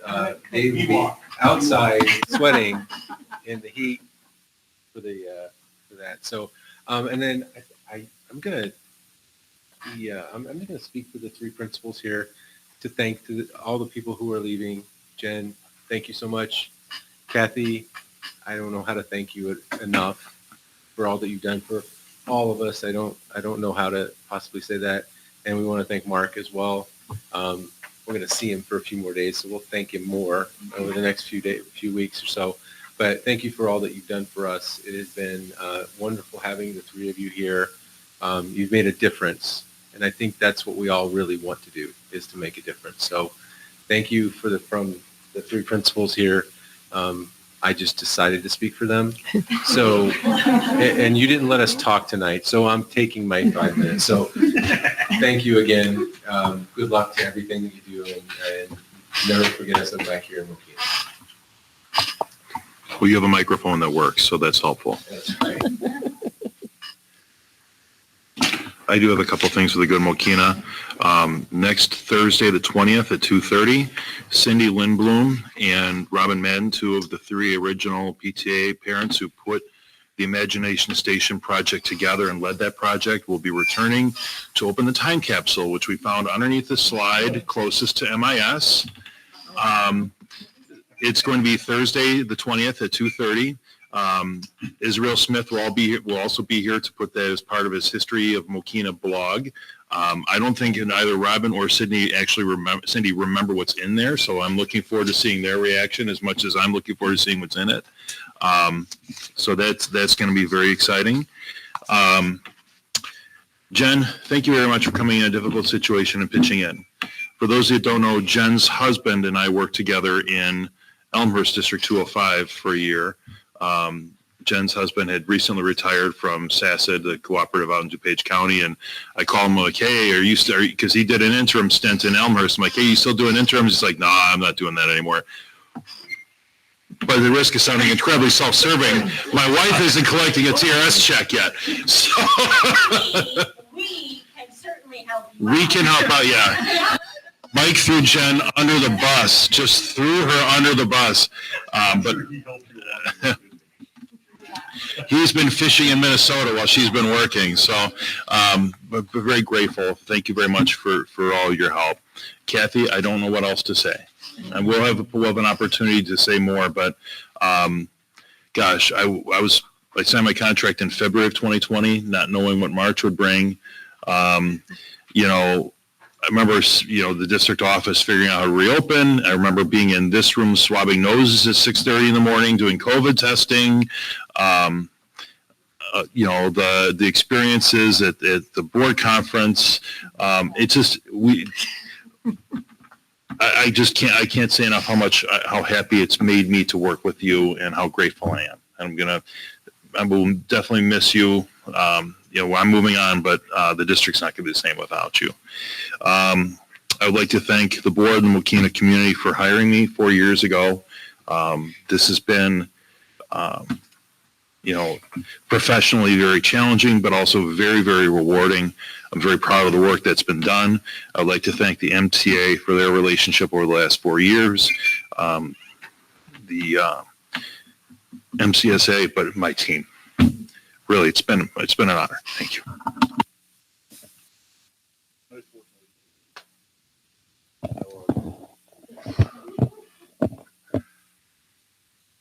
Okay, I move that the Board of Education adjourn to closed session for purposes of the appointment, employment, compensation, discipline, performance, or dismissal of specific employees of the public body, including hearing testimony on a complaint lodged against an employee of the public body or against legal counsel for the public body to determine its validity. However, meeting to consider an increase in compensation to a specific employee of a public body that is subject to the Local Government Wage Increase Transparency Act may not be closed and shall be open to the public and posted and held in accordance with this act.